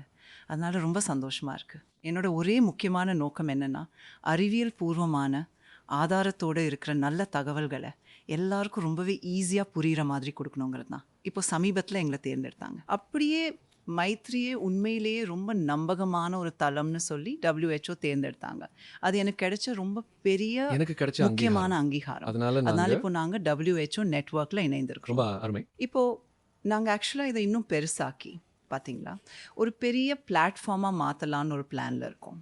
முக்கியமாக இந்தியா முழுக்க, அப்புறம் இன்னும் சொல்ல போனால் உலகத்தில் இருக்கிற பொண்ணுங்க எல்லாரும் அவங்க ஆரோக்கியம் பற்றின உண்மையான தகவல்களை எந்த ஒரு தவறான புரிதலும் இல்லாமல் தெரிஞ்சுக்கிறதுக்காக தான் நாங்கள் இதை பண்ணுறோம். நல்ல உண்மையான டாக்டர்கள், நம்பிக்கையானவங்க எல்லாமே ரொம்ப சரியாக உண்மையாக நேர்மையாக இருக்கணும்னு நினைக்கிறோம். ஸோ சீக்கிரமாகவே இது நடக்கும்னு நம்புகிறோம். பாருங்க. நிச்சயமாக நாங்க அந்த நிலைக்கு நீங்க வந்து பண்ணுவீங்க. சேர்வோம்னு எனக்கு நம்புறோம். தெரியும். கண்டிப்பா பெண்கள் தங்களோட பண்ணுவீங்க. உடல் நலத்தை தாங்களே புரிஞ்சுக்கிட்டு அதை பற்றிய முடிவுகளை தாங்களே எடுக்கக்கூடிய அளவுக்கு அவர்களை எம்பவர்ட் பண்ணணும் என்பது தான் எங்களோட உண்மையான நோக்கம். அதே மாதிரி தங்களோட டாக்டர் கிட்ட சரியான கேள்விகளை கேட்கவும் அவர்களுக்கு தெரிஞ்சிருக்கணும். ஏன்னா எது சரி எது தவறு என்பதை முதலில் தெரிஞ்சுக்காம இருந்தா இதுவும் டாக்டர் கிட்ட நமக்கு என்ன எப்படி? வேணும் என்பதே எப்படி எனக்கு கேட்க என்ன முடியும்? வேணும்? Correct super. கரெக்ட். இன்னொரு தடவை சொல்லணும்னா இந்த மைட்ரியை உருவாக்குனதுக்கும் அதுதான் காரணம். பிளாட்ஃபார்மாக மாற்றணும்னு நாங்கள் இப்போ நம்புகிறோம். அங்கவங்க கேள்விகளுக்கு சரியான பதில்கள் கிடைக்கும். மருத்துவ ரீதியாக ரொம்ப புதுமையான பதில்கள் கிடைக்கும். ஸோ மைத்ரியில் நாங்கள் உங்களை எப்பவும் சோர்வடைய விட மாட்டோம். ரொம்ப அழகு. இது சூப்பரா இருக்கு. மைத்ரினா என்ன அர்த்தம்? ஓகே, மைத்ரிங்கிறது பார்த்தீங்கன்னா ஒரு ஹிந்தி வார்த்தைங்க. மைத்ரினா பொதுவாக நட்புன்னு அர்த்தம். ஸோ உங்களுடைய ஆரோக்கிய விஷயங்களில் உங்களுக்கு ஒரு நல்ல நண்பனாகவும் ஒரு சரியான வழிகாட்டியாகவும் இருக்கக்கூடிய ஒரு பிளாட்ஃபார்மை உருவாக்கணும்னு நான் ரொம்பவே நினச்சேன். நீங்கள் எங்கள் லோகோவை பார்த்துருக்கீங்களான்னு எனக்கு உண்மையிலே தெரியல. ஆனால் இதுக்கு ஒரு இந்திய அடையாளம் கொடுக்கணும்னு நான் ரொம்பவே ஆசைப்பட்டேன். அதில் பார்த்தீங்கன்னா ஒரு பொட்டு இருக்கும். அந்த சிவப்பு பொட்டுங்கிறது வந்து இந்திய அடையாளத்தையும் அதே சமயத்தில் ஒரு பொண்ணோட வலிமையையும் குறிக்குது. அப்படி தான் நாங்கள் இதை வடிவமைச்சிருக்கோம். புரியுதுங்களா? உருவாக்கணும். இன்னைக்கு நிஜமாவே சொல்கிறேன், உலக அளவில் கிட்டத்தட்ட 41 நாடுகளுக்கும் மேலே இருக்கிற மக்கள் பார்த்தீங்கன்னா மைத்ரியை ஃபாலோ பண்ணுறாங்கங்கிறது எனக்கு மனசுக்கு ரொம்ப ரொம்ப சந்தோஷமாக இருக்குது. சமீபத்தில் எனக்கு ரொம்ப மனசுக்கு நெருக்கமான ஒரு விஷயம் நடந்துச்சுங்க. மிடில் ஈஸ்டில் இருக்கிற கொஞ்சம் பொண்ணுங்க கிட்டேருந்து எங்களுக்கு ஒரு இமெயில் வந்துச்சு. அவங்களாம் சேர்ந்து ஒரு கிட்டி பார்ட்டியில் எங்கள் வீடியோக்களை பார்க்குறதா சொன்னாங்க. அங்கெல்லாம் பொண்ணுங்க பொதுவாக இந்த விஷயங்களை பற்றி வெளிப்படையாக பேசவே கூடாது. இப்போ பேசுகிறாங்க. பார்த்தீங்களா? மைத்ரி சும்மா ஒரு என்ஜிஓ இல்லை. அது ஒரு இடத்துக்கு போய் அந்த இடத்துல இருக்கவங்களுக்கு உதவி செஞ்சு அவங்க ஆரோக்கியம் சம்பந்தமான முக்கியமான முடிவுகளை அவங்களே தைரியமாக யாருடைய துணையும் இல்லாமல் எடுக்க ஒரு உந்துதலை கொடுக்குது. நாங்கள் வெறும் பீரியட்ஸ், கருவுறுதல் பற்றி மட்டும் பேசல, கருத்தடை, பாதுகாப்பான உடலுறவு, அப்புறம் மார்பக ஆரோக்கியம் பற்றியும் ரொம்ப தெளிவாக பேசுகிறோம். ஒரு பொண்ணு அவளோட ஆரோக்கியத்தை பற்றி தெரிஞ்சிக்க வேண்டிய எல்லா முக்கியமான விஷயங்களையும் பேசுகிறோம். இது பெரிய டாபிக், ஒரு நாளில் முடிக்க முடியாது. நாங்கள் இன்னும் நிறைய தூரம் போகணும். நாங்கள் தொடர்ந்து இதே திசையில் இந்த ஒரு வழியில் வேலை செஞ்சு பெண்களை இன்னும் கொஞ்சம் சொந்தமாக முடிவெடுக்கிற அளவுக்கு சுதந்திரமாகவும் தைரியமாகவும் மாற்றணும்னு நாங்கள் நம்புறோம். கண்டிப்பாக. அதுதான் எங்கள் மைத்ரியோட லட்சியம். அருமை. நீங்கள் கண்டிப்பாக செய்வீங்க. நீங்கள் ஏற்கனவே நிறையவும் செஞ்சுருக்கீங்க. உங்கள் எல்லா விஷயங்களுக்கும் என் மனமார்ந்த வாழ்த்துக்கள். நன்றி டாக்டர் பால். இது எனக்கும் ரொம்ப பயனுள்ளதாக இருந்துச்சு. அந்த பேப்பர்ஸ்க்காக நான் காத்திட்ருக்கேன். தயவு செஞ்சு எனக்கு கண்டிப்பாக அதை நம்ம டிஸ்கிரிப்ஷனில் டிஸ்கிரிப்ஷனில் போடலாம். போடுறோம். இனி வர்ற எல்லா கெஸ்ட்டையும் எப்படி இருந்தாலும் நான் குடல் ஆரோக்கியத்தோட கனெக்ட் பண்ணிடுவேன். அங்கே தான் உங்களுக்கு இது நிஜமாவே ஒரு ரொம்ப ரொம்ப நல்ல டிஸ்கஷனுங்க. மழை அதையெல்லாம் தாண்டி நான் இங்கே வந்ததில் எனக்கு ரொம்பவே சந்தோஷமாக இருக்குது. நான் பட்ட கஷ்டத்துக்கு ரொம்பவே நல்ல பலன் கிடைச்சிருக்குன்னு நான் நிஜமாவே நினைக்கிறேன். உங்கள் ஷோவில் என்னையும் ஒரு பாட்டாக சேர்த்துக்கிட்டதுக்கு ரொம்ப நன்றி. ரொம்ப சந்தோஷம். ரொம்ப ரொம்ப ரொம்ப தேங்க்ஸ். தேங்க்ஸ். நன்றி பாய். நன்றி. இது ரொம்ப சூப்பரான செஷன். இந்த பாட்காஸ்ட்லேருந்து நீங்கள் கொஞ்சமாவது எதையாச்சும் கற்றுருப்பீங்கன்னு நம்புகிறேன். வழக்கம் போல் நீங்கள் உண்மையாக என்ன கற்றுக்கிட்டீங்கன்னு காமெண்ட் செக்ஷனில் எழுத சொல்ல போகிறேன். இது ரொம்ப ரொம்ப முக்கியம். இது ஒரு ஹெல்த் பாட்காஸ்ட். ஏதோ ஒரு தடவை கேட்டுட்டு போகிற பாட்காஸ்ட் கிடையாது. இது வெறும் என்டர்டெயின்மெண்ட்காக மட்டும் இல்லை. இது ஒரு இன்ஃபோடெயின்மெண்ட்டாக இருக்கணும்னு நான் நினைக்கிறேன். இதுலேருந்து நீங்கள் உண்மையாகவே விஷயங்களை கற்றுக்கிட்டு அதை உள்வாங்கிட்டு உங்கள் அன்றாட வாழ்க்கையில் பயன்படுத்தணும். அதுதான் இந்த மொத்த ஹெல்த் பாட்காஸ்ட்டோட நோக்கமே. அதனால் அப்படி நடக்கணும்னா இன்றைக்கி நீங்கள் கற்றுக்கிட்ட எல்லா பாயிண்ட்ஸையும் இல்லை நீங்கள் புதுசாக தெரிஞ்சுக்கிட்ட கான்செப்டையாவது காமெண்ட் செக்ஷனில் நீங்கள் எழுதணும்னு நான் நினைக்கிறேன். அப்போ தான் அது உங்கள் மனசில் நல்லா பதியும். அந்த எண்ணம் உங்கள் மனசில் ஆழமாக பதிஞ்சால் நீங்கள் அதை மறக்க மாட்டீங்க. பொதுவாக கற்றுக்கிறது இப்படி தான் நடக்கும். அதனால் இந்த பாட்காஸ்ட் செஷன் பற்றின உங்கள் கருத்துக்களையும் எனக்கு சொல்லுங்கள். நம்மக்கிட்ட இன்னும் 2 புது யூடியூப் சேனல்ஸ் இருக்குது. Gut feeling with doctor Pal shorts, gut feeling with doctor Pal clips. இந்த 2 சேனல்லையும் அந்த 1 மணி நேர வீடியோட ஷார்ட்டர் ஃபார்மேட்டை நாங்கள் ரிலீஸ் பண்ணுவோம். லாங் பாட்காஸ்ட் சீரீஸில் முக்கிய விஷயங்களை மட்டும் ஹைலைட் பண்ணி போடுவோம். அதனால் அந்த சேனலை சப்ஸ்கிரைப் பண்ணுங்கள். ஆடியோ கேட்குறது பிடிக்கும்னா ட்ராவல் இல்லை ட்ரைவ் பண்ணுறப்போ ஸ்பாட்டிஃபைல இருக்கிற கட் ஃபீலிங் வித் டாக்டர் பாலை கேளுங்க. இது உங்களுக்கு ஒரு சூப்பரான இன்ஃபோடெயின்மெண்ட்டாக இருக்கும். 1 belly at a time ஞாபகம் வச்சுக்கோங்க. இது ரொம்ப முக்கியம். உங்களை அடுத்த வீடியோவில் பார்க்குறேன்.